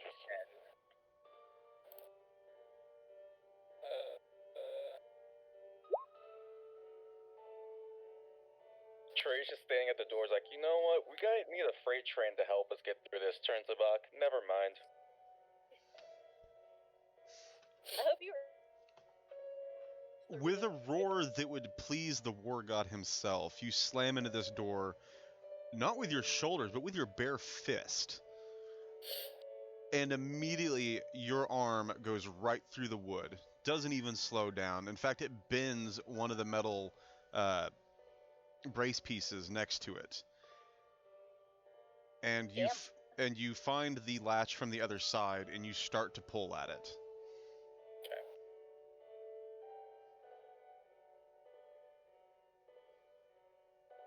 Yeah. Pull at it.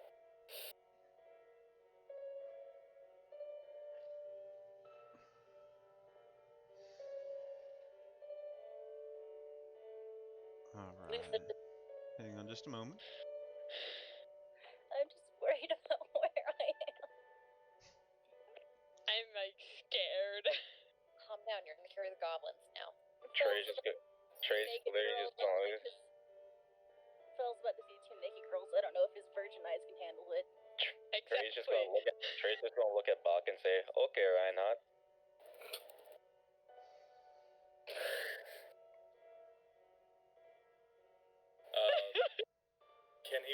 Can he just pull at the latch and get the door to come open? Oh. Yeah, okay, no, yeah, you tear through the door, it's open. And Is that goblin right there? You see the goblins. instead of pulling your hand back through the door, you just rip. You try to pull it through the edge and just rip the door off its hinges and it falls to the ground. Fantastic. Absolutely cool. Oh my lord. So we see the goblins, right? There's 2 goblins there.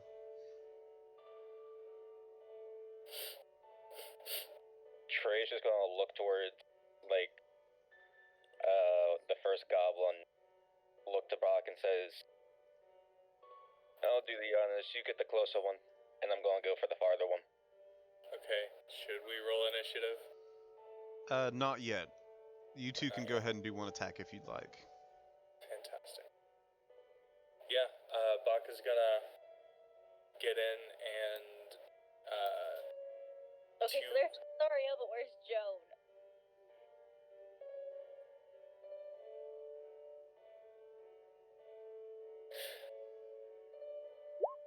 excellent question. Well, that definitely hits.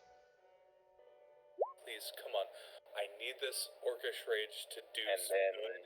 I'm gonna use my bonus action to basically just do an unarmed strike. Also hits. Damn, son. So, since your flavor text is self, does that mean you hit yourself? And Bach, what are you doing? Falls out. Sorry. So it's. How do you roll? Oh, never mind. Do Okay. you roll damage by clicking on the thing? Well, does that hit first? Yeah, that hits. So you'll click on the quarterstaff in the chat. Okay.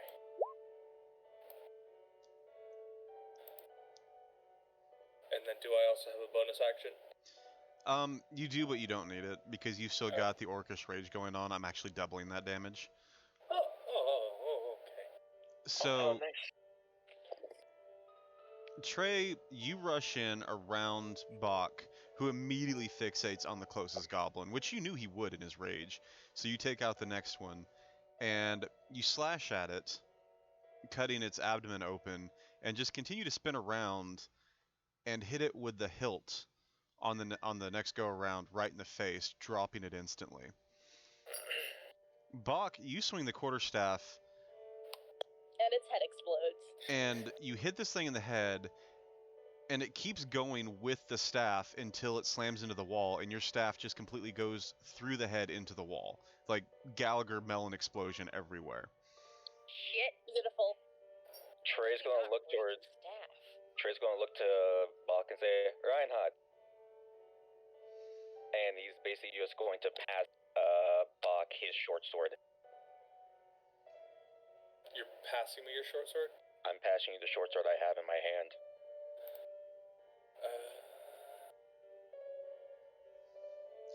Now, as you two are doing this, there's a third goblin operating a crane, which is lowering down a platform that has a fourth goblin and Sariel on the platform.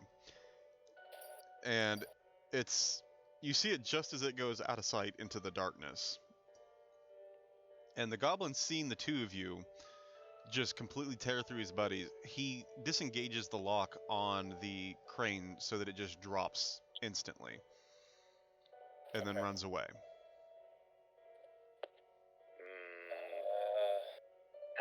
How far is Really that? quick. I can make that. I feel like I should save for this, because on one hand, I want Bach to be like, friend, water. Friend may be drowning, but then I also want him to go, goblin must kill.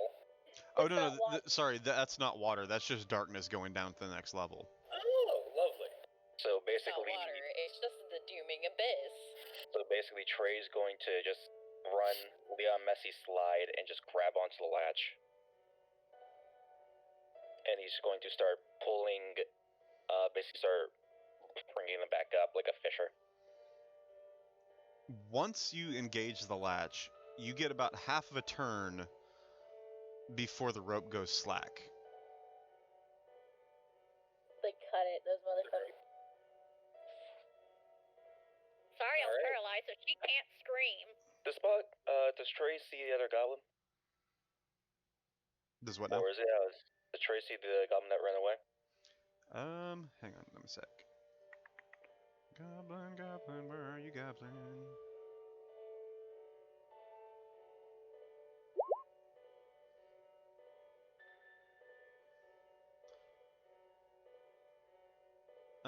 Yeah, it is continuing to run away. I'm gonna pull out a dart and just throw it right at the knee. Stop from running. Fucking shit. It skips off a stone next to it and flies off harmlessly. Well, I'll just say, I don't know how far he can really, actually. How do you do the frickin' ruler thing? The little. There's a circle with ruler the pointer. Over on Yeah. the left. You see where it has the arrow and then the paintbrush magnifying glass? Got it. I got it. Oops. Alright. He would, so I'd say Bach is running around the corner, it would begin running around the corner, and would be chasing after this goblin. Can I ride Bach? That sounds really wrong. Like, basically, so basically, as Bach's charging, I just, like, kind of, like a cat, backflip right onto his shoulder and just hold on to, like, the back of his armor.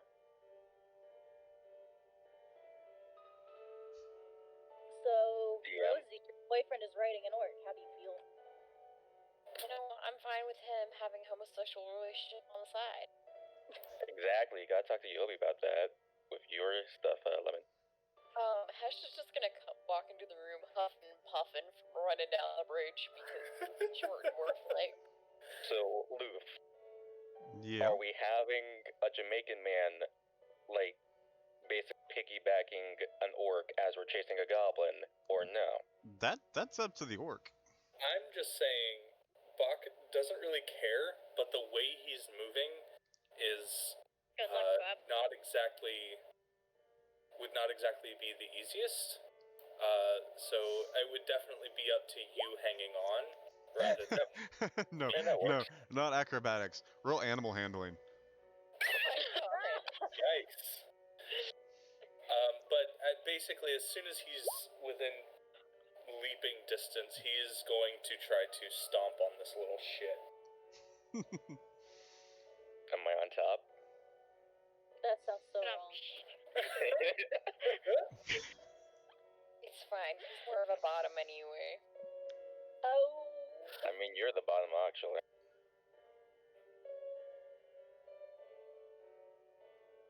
Loof. Moving on. This thing runs its 30 feet. You can run your 30 feet if you want. Yeah. Like how you guys are focusing on this instead of, I don't know, getting us. Hesh is just gonna freaking work on actually working out the crane. So it's gone slack, but can you see to the bottom of the pit? No, it goes to darkness after you're 90 feet, and you have no idea how far down it goes. And they cut the rope. Yeah, they cut the rope, so even if you haul it up, there's not going to be anything on there. Is there enough rope on the end of? Is there enough rope on the crane to where you could hang on to some of the excess rope and go to himself? You could engage the lock and kind of climb the rope down if you wanted.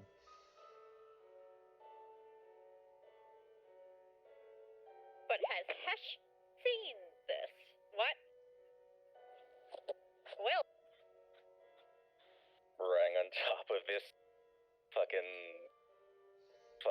cool orc, I'm basically just going to whip that dart right at the goblin. And like I said, I'm taking its kneecaps. Roll damage. damn. So Damn, son. you hit this thing not in the kneecap because it's running away from you, but in the back of the calf. And it stumbles as it's trying to go around a corner, and in doing so actually falls over the edge of this narrow pathway that leads down into darkness.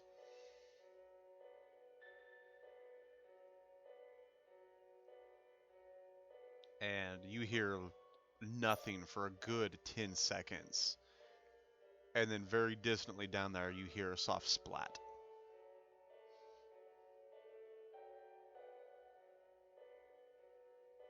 And Trey's just going to get off Bach.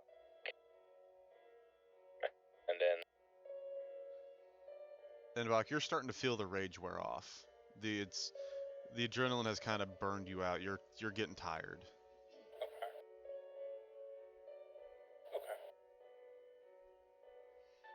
And you feel the presence of the orc god slowly start to leave your body.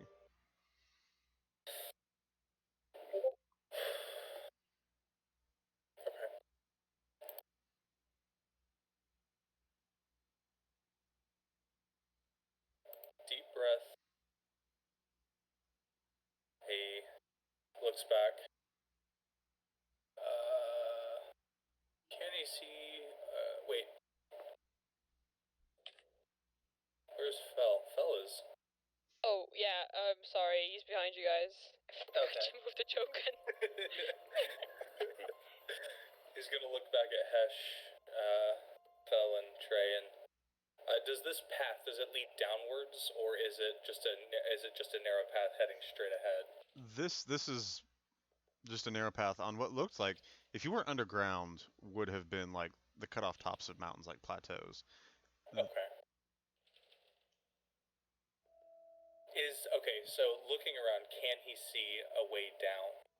No, every edge goes down until you can't see anymore. It's just pure darkness all around you if you look over the edge. Okay. It's just alright guys, I'm going down! And then climbs down the crane rope. Trey's going to basically turn around to see this. It's like, okay, we gotta go help out the dwarf. Yeah. He goes back and basically just grabs onto the rope. I'm going to basically pull out my 50 feet of rope, and I'm going to start climbing down with him. And when we get to the point where we get the cut, I'm going to tie mine.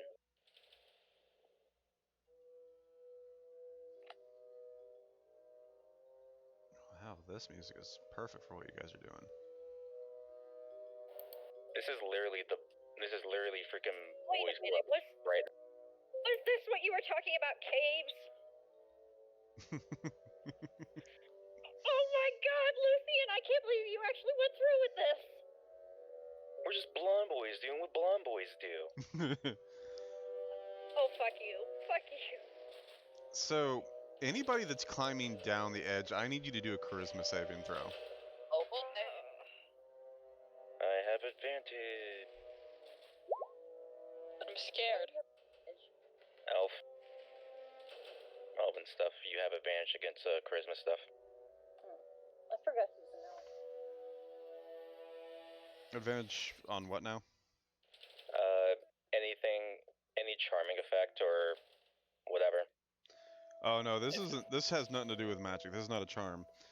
As you descend into the darkness, you hit a point where you can't even see the ledge above you. All you have is the rope you're holding onto and just darkness all around. You don't know how long you've been going down. It could have been 5 or 6 seconds, but it feels like you've been down there in the darkness for minutes. And Hello, darkness, my old friend. the paranoia starts to get to you because you don't know where the goblins could be. You don't know what you're going down into. It could be an entire nest of goblins. It could be hundreds of goblins down there. And you start to imagine eyes peeking out at you from the darkness and toothy grins at the corner of your eyes. Every time you try to focus on them, it seems like they disappear. The only time you even have a semblance of something solid is when you put your hand out to feel the rock that you're basically rappelling down. You are literally descending into the unknown. You get the feeling that goblins may not be the worst thing down here. It's Joan. it is the. And one pissed off Sariel. And you start to make the connection that these goblins know this area, and they have more than the capability to climb down these cliff faces if they wanted to and be out of sight. It would be much more stealthy to do it that way. Yet the goblin that you chased didn't do that. He stuck to the path.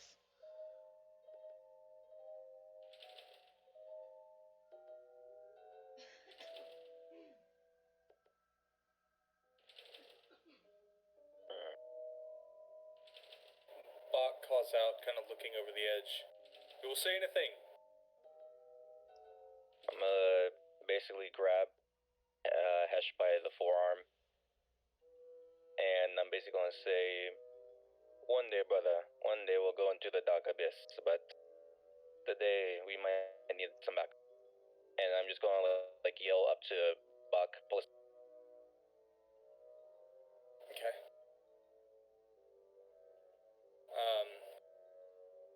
So you're just gonna leave us down in the dark. Thanks! Yeah, pretty much. Sorry, this is an all-guy characters D&D campaign now. Are Joan and Sariel awake yet? Um, Joan, do a Constitution saving throw.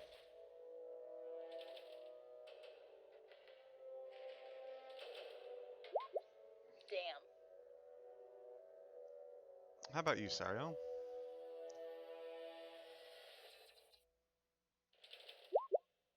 How'd I do? Give me just a moment here.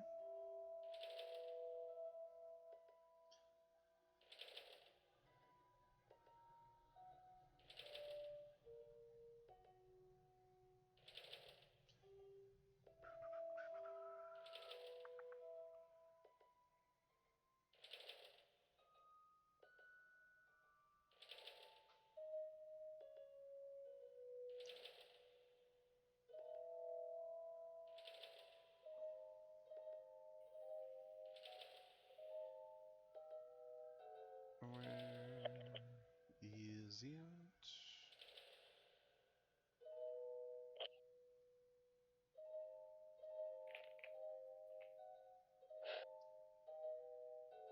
Everything's Oh no. So, Sariel, you start to wake up, Do you need me to and pull my token out? yeah, and Joan, pull your token out. I don't see anything but darkness. I don't know what I'm pulling my token out to.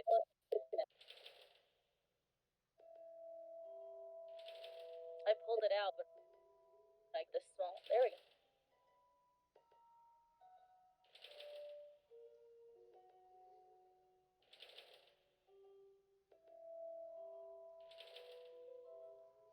Zara, you start to come to.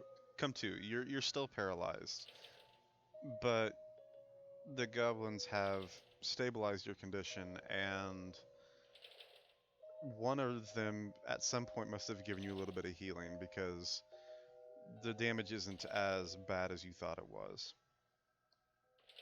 The first thing that you notice is you're next to Joan, who is still unconscious. The second thing you notice is both of you are missing every single one of your possessions, every last thing. So We we're are naked. completely divested. Yep. Are we naked? Yes. And afraid. Okay. I And, gotta wait. and I even gotta wait for Joan to wake up then. and even though you're still paralyzed, you also can feel that your hands and feet are bound. Okay. And from what you can see of Joan, you can't see her hands because they're behind her back, but you can see that her ankles are bound. So a few times to try and clear her mind. And she then shuts her eyes and she starts praying to a deity she hasn't reached out to in a very long time. Just praying for help from Corlin, the elf deity of art and magic. She's just calling, like, for any kind of light assistance, anything. But she really doesn't expect an answer. And none really comes. Is she able to tell if her locket is still there or is it also missing? Everything is missing. Then tears are starting to fall. I need you to roll perception for me.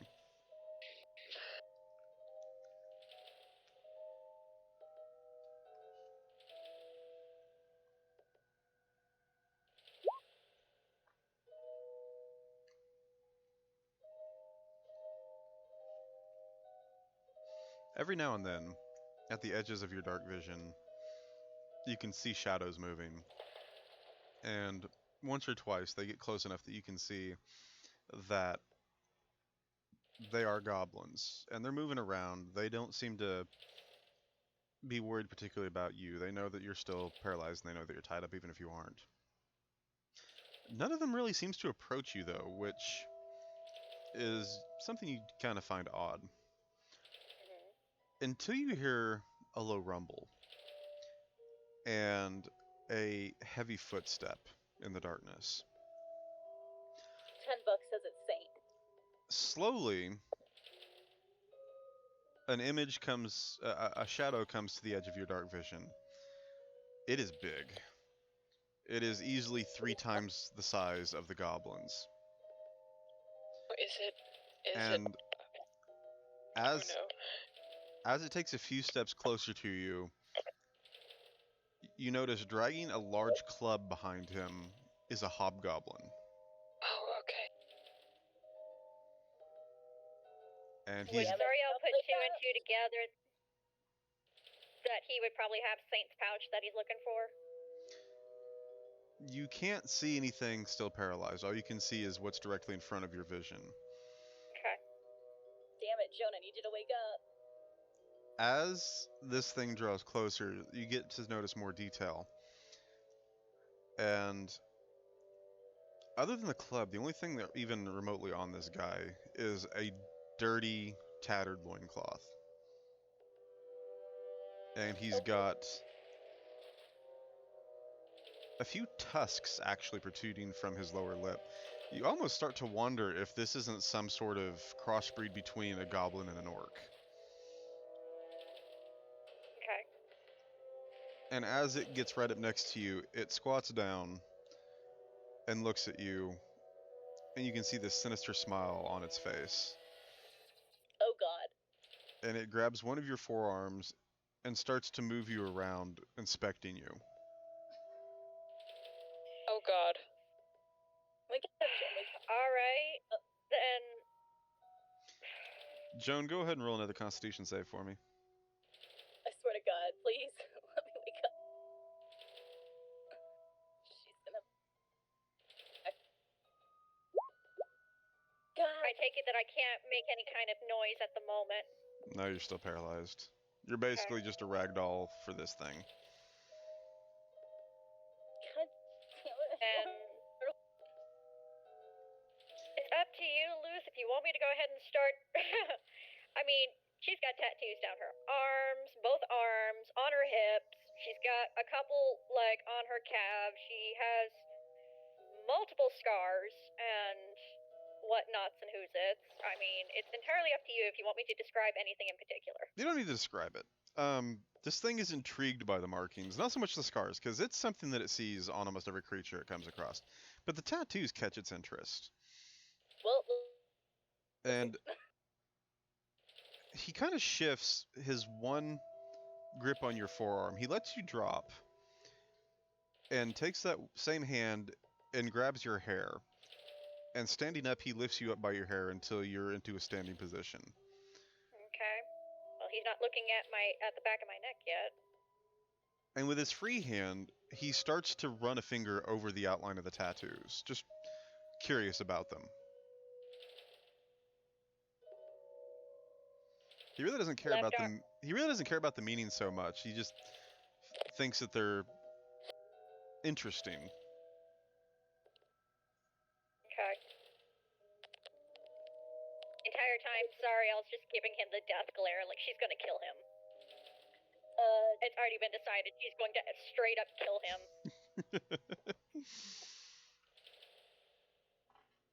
Even if she has to, like, gouge his eyes out with her fingertips, she will do it. Luth, Where is it? Oh god, he's humming. I need to find something. Where is it? Oh, well, that's not very fun. I'll do it with advantage. just let me wake up, please. For the love of God. That's bad. That's not. Okay.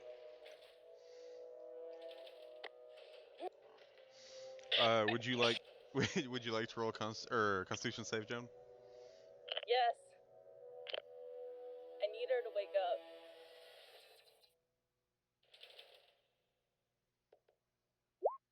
Finally! There you go. Any health back? Any health at all? So, Joan, you start to twitch a little bit. You manage to get your eyes open, and you cough. And in doing so, you attract the attention of the hobgoblin. He glances away from Sariel to see you, and kind of just, not really with like a tremendous amount of force, just kind of like absent-mindedly, he lets go of Sariel and kind of tosses her to the side to where she falls a few feet away onto her side, staring out into the darkness. Would Joan have noticed that Sariel's naked? Yeah. And You would So Joan's gonna see. see that her cheeks are gonna go a little red. She's gonna look away. you can't look away. Okay. Well, she's gonna look away from Sariel to the goblin. I mean, you can Notice that you can move your eyes, but you can't like turn your head. she's gonna feel that she's slightly colder than she should be. Actually, wait a minute. You don't see Jack. You're human. No, I'm not. She's an angel. Do you have dark vision? Yes. They should. Okay. Yeah, okay, never mind. You do see it. I forget. Fel's the only real human. What have we learned? That Fel kicks ass. Fella does kick ass. Hell yeah. Anyways, this is Watch me speech another goblin onto my rapier, man. I'll do that. So Okay. the hobgoblin loses interest in Sariel, tosses her aside, and wanders over to you and squats down next to you, looking you over. Does Joan notice her own nakedness? Yes. Joan's gonna let out She doesn't see it, but she can feel the lack of her armor. Joan's face completely red and shriek and try and like clamp her legs as close as if she's allowed to move, or at least, in her You- mind, trying to force her legs to do. I'll say, yeah, you misunderstand what paralyzed means. Why do you think Sariel hasn't screamed yet? You- Okay, You okay. can't shriek, you can't move. Well, her face is like she can't move her facial expression, can she? Nope. Well, her Okay. eyes are filled with terror and dread. The hobgoblin seems to appreciate you more. Well, Is it because she reeks of fear? It's because one, you are more fair. Your angelic nature makes you more than, not necessarily better looking, but there's like this otherworldly sense to you. The blonde hair helps. But he picks you up this time, and looking back at Sariel for a moment, shrugs and then starts to drag you away.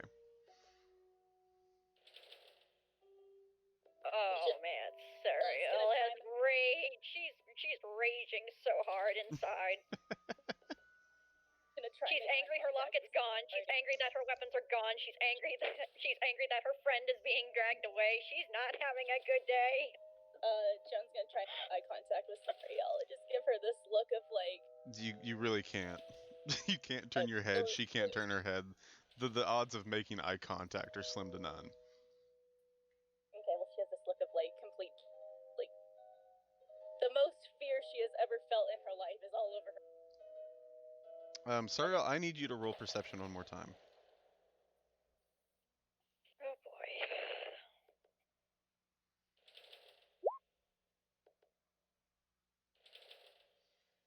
It takes you a few moments, but you notice another shadow at the edge of your dark vision. It's taller than the goblins, but not near as tall as the hobgoblin, and it's a lot thinner. It's more human-like in appearance than the goblins are. It doesn't hunch over like they do. It doesn't have as poor posture. And it stands right on the outside of your vision for a few minutes. By this time, Joan is long gone. She's gone off with the hobgoblin into the darkness beyond your dark vision.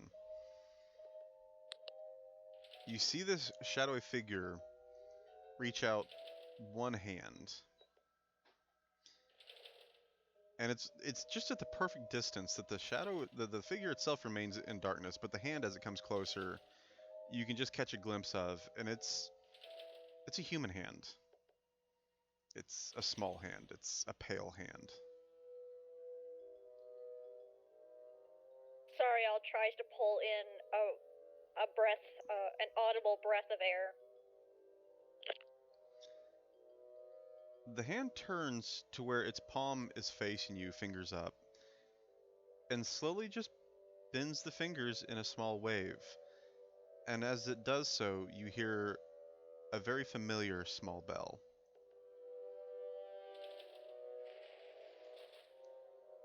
Oh no. Damn, you said familiar small bell and the music went. Womp.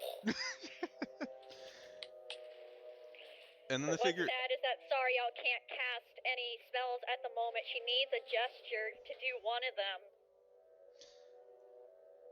and then still waving, the figure takes one step back and fades into the darkness beyond your dark vision. What a perv. Yeah, now he's seen all of the tattoos at this point, with the exception of one. Oh, excuse me, two.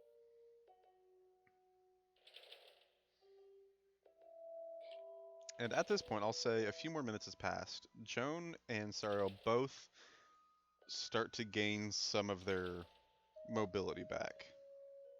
Okay. Not much, just enough to make you don't have fine motor functions yet, but you can move around a little bit.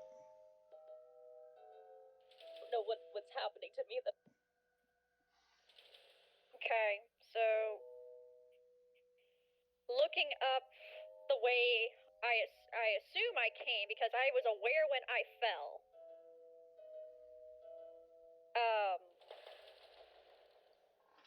To move her fingers to cast minor illusion.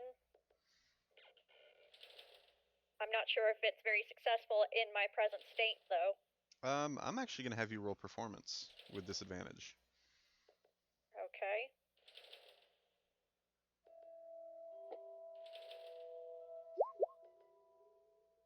Damn. Your fingers are still struggling to move correctly, and you get most of the movements right, but not enough of them. The spell starts to take hold, but it becomes unstable and falls apart. Okay. So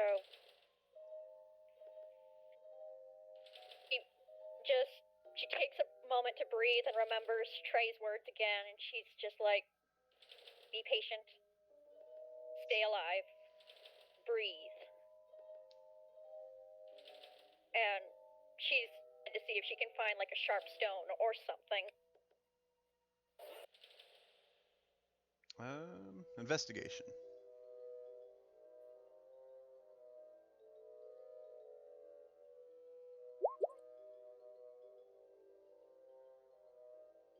You find a couple rocks that might be suitable. Getting to them in your current state is going to be what's hard. Okay, so none are within my reach. Well, they are, but still paralyzed like you are. Your body's not doing exactly what you want it to, so the movements will be jerky and it will look like a very poor effort. Okay. As you're looking around, though, you don't notice anything, but suddenly, as if from thin air, about a few inches above the ground in front of you, something falls, just seemingly from nowhere. Just all of a sudden it's there and falls a few inches to the ground. Two things. One, your locket. The second item is the vial that you were given for dreamless sleep. Sariel tries to maneuver her feet to bring them closer to her. To like scoot them closer and up towards her torso. I'm gonna say that you can probably talk by now. Your voice is gonna be rough and raspy, but you can probably talk.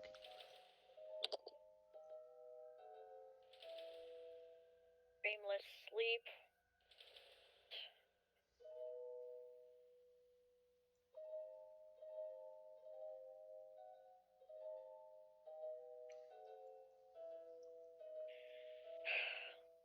So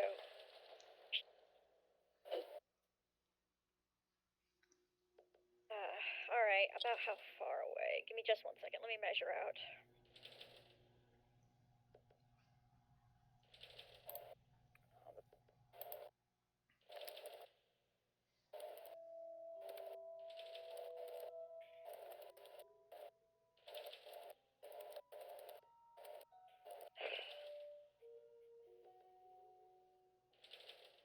She able to, like, finally push herself up? Too drugged up. You could get your back against the stone wall and prop yourself up on your back using it as a support. Okay. Like to where you're setting up. Alright, now that she has both Vial and Locket close to her, she tries to maneuver around to get to one of the closest stones to try and cut her feet free or cut her hands free. She's gonna try her feet first.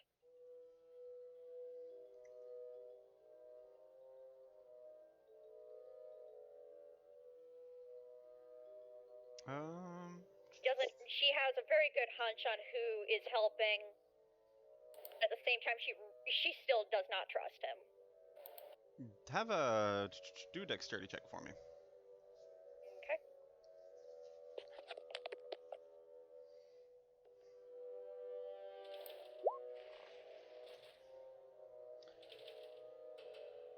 After about a minute, you're able to, using a rough piece of outsticking rock, wear down the ropes on your wrist enough to where it comes apart.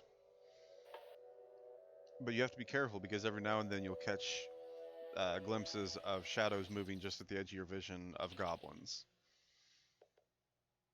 And so every time you see one of them, you have to stop and pretend like you're still paralyzed. Okay.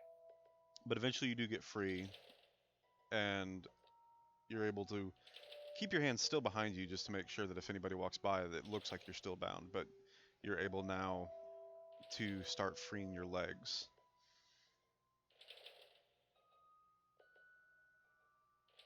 I take it none of them are talking.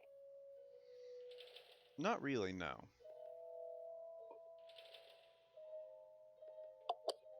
Really, what is happening to me?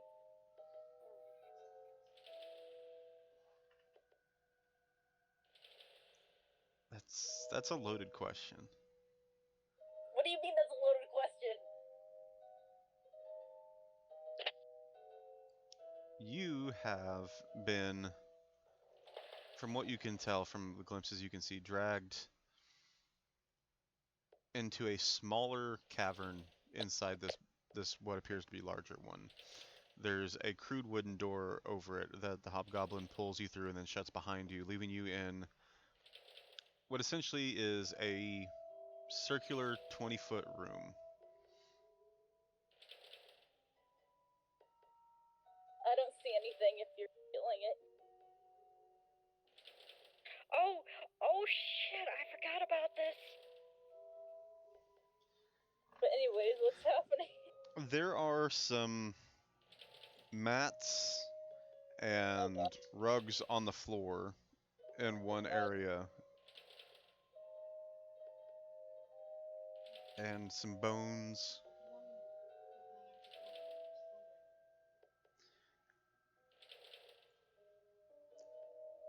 And not a whole lot else. There is one small torch in the corner, though, casting some dim light in the room.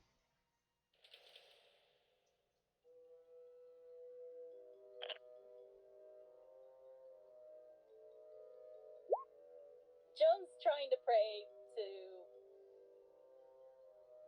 her god. Begging for help. Amenadiel. She's begging to Luz, she's begging to Amenadiel, just anybody. I forgot I had a spell for situations just like this. Oh my god, I'm glad I remembered it. Maybe if you slam your head into the rock a few times, it'll work. Joan might wish that she had the vial of dreamless sleep for what's about to happen to her. no. Oh god. Oh no. Shikari, no! And that's where we're gonna end it today. No, we are not. No, like, back off. Luth, we You're not gonna end it. Oh man. No, that's a good stopping point, I think. No, it is No, not. it is not. With this, Luth. You are outvoted. We keep going.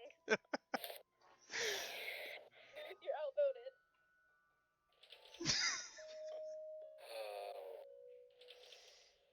Well, All right. I've had a couple messages of people saying that they're not gonna be able to go much longer. It's noon for me, so we've been doing this for like quite a while already. But Luth! I literally, like, just was able to get some dinner upstairs. But Luth, I have to know, does my religion roll help me in any way? You'll find out in next session. Oh, that's not okay. You're not okay. God damn it, Luth! Why do you do the things you do? Oh man. Maybe while you're in there, you can look for the item that you're supposed to be taking. I don't think that's what would be.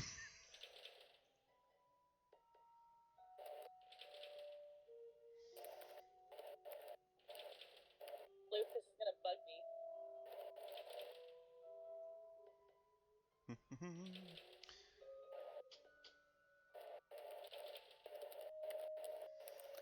But yeah, so that's a good stopping point. No, it's not. It's not even funny. Oh, god damn it, Luth! Okay. Oh boy. Yeah. So we'll catch up on this some other time. Luth, no! Good game, guys. Good game. GG. No! What's our maximum amount of time, guys? Speak up. I don't like this. I don't like this. I don't like this. I don't like this. None of us like I this. swear to God, if you don't let, Hey. I swear to God, if you don't let the dog bust through that door and crack open some skulls before something happens, Luth. Luth, Buddy. I think we can continue this. I think we're all, like, not okay. Here, Too I'll play invested. some happy music to help. That doesn't help! Of course that helps. So, Can we go another 30 minutes? An hour? Who's got what kind of timeline? Well, since it's been called, I kind of do really have to go. I have all the time in the world. Oh I have man. about 3 hours. Well, I've got some stuff I need to Why do, do you so think I've I was in such a goddamn hurry?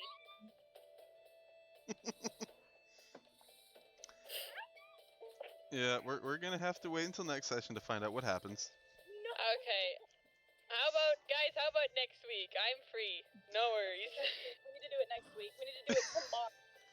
I will have to check. You're I'm gonna have to technically- wait. I work every other I'm weekend, so I'm technically free tomorrow. tomorrow. it won't be next weekend. It'll be the weekend after. I'm technically free tomorrow. So am I. Well, I am not. I have to work. Everything's Fuck. dependent on what happens this week to me. But yay! Good session. Fuck you. Nothing have is okay. anger. Nothing is good. Luth, This is. I will tell you one song that is definitely not in order for this.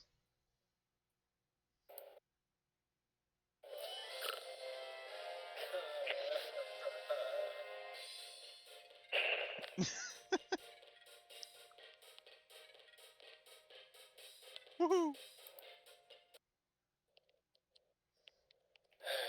Now, Kat, do you see why I was in such a goddamn hurry to get down here? Because I was trying to avoid a scenario like this. I know, and I'm aware of that.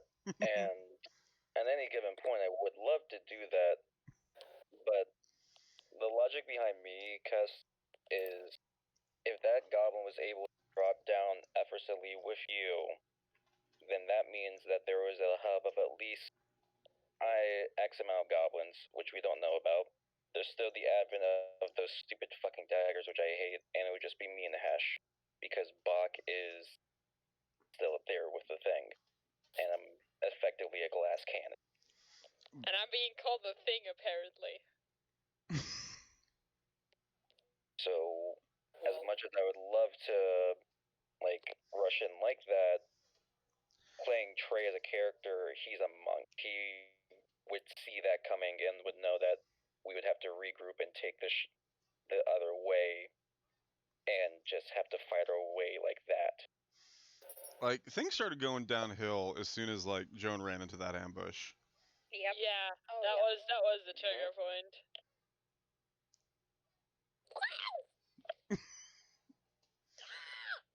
But sure, if you want to feel good, tonight at like 8:45, I'm having my anniversary session, so you can come and hang out with us. All right, cool. Well, if all goes according to plan, then I'll be there. How do you think I have been trying to get to this damn mission for months. It's fine. Everything's fine. I gotta go ahead and go. I'll see you guys. Right. See ya. Now, Buck. Yep. I'm going to commit arson. Like, literally, I'm going to be yelling at you. Oh man. I demand answers. It's like a good cliffhanger. No, it is not. This is gonna stay on my mind until this gets resolved. So it better get resolved before I have anything important coming up, because I will actually just. Luke, you fucked You us all will get on Oh. a plane and you will come to the States. I will commit. I'm going to commit arson. I am 2 hours away from you, Luth. Wait, Luth, where the heck do you live? Hate this of me. Okay. So, I'm driving this 2 hours, and I'm gonna find you. And I'm gonna get my answer. Luth minding his own business, sort of an angry lady at the door. I want answers. You're gonna get a kiss. That's not even what's Alright. happening. Commit I'm just arson gonna for dive shining while through you're this there. window. What is it? Like, I open the door and it's like, oh, hello, stout lady. Gonna see you again. The sturdy lady. Sturdy lady, that's it, yeah. No, that's not what's gonna happen. What's gonna happen is I'm gonna jump through a window and start strangling. Oh my dear God. Being like, where's my answers, fucker? Well, I mean, at least the campaign's not boring. I never said that. No one Never has that. No, I know. Nobody ever said it was boring. No, I know. Who said it was boring? But that's the upside of ending on a cliffhanger. Is you're not bored. No, Lou, no, this is not a cliffhanger. Lucian, how long have I been trying to get to this damn mission? I know. And there's not a single person left alive by this point, probably. Lou, I need to know what is happening to her. You need to know what? What's happening to her? I'm sure we'll find out next session. No, god damn it. I need to know. I mean, if it looks like a duck and quacks like a duck. I need to know what's gonna happen. I need to know if somebody comes. Don't worry, you've got a few allies down there with you. Wait a minute. Wait a minute. Killer ally. I do not count that little murdering bastard as an ally. Oh man. Is Luke gonna like pop in and save the day? Is like what's gonna? Oh, thanks. I Oh, rolled a thanks. 20. Zariel is finally free. What do you think she's trying to do? Escape? No, she's going to come after you. You have to try and find us first. Oh, I'm crafty. I'm very crafty. That gives time. There's time.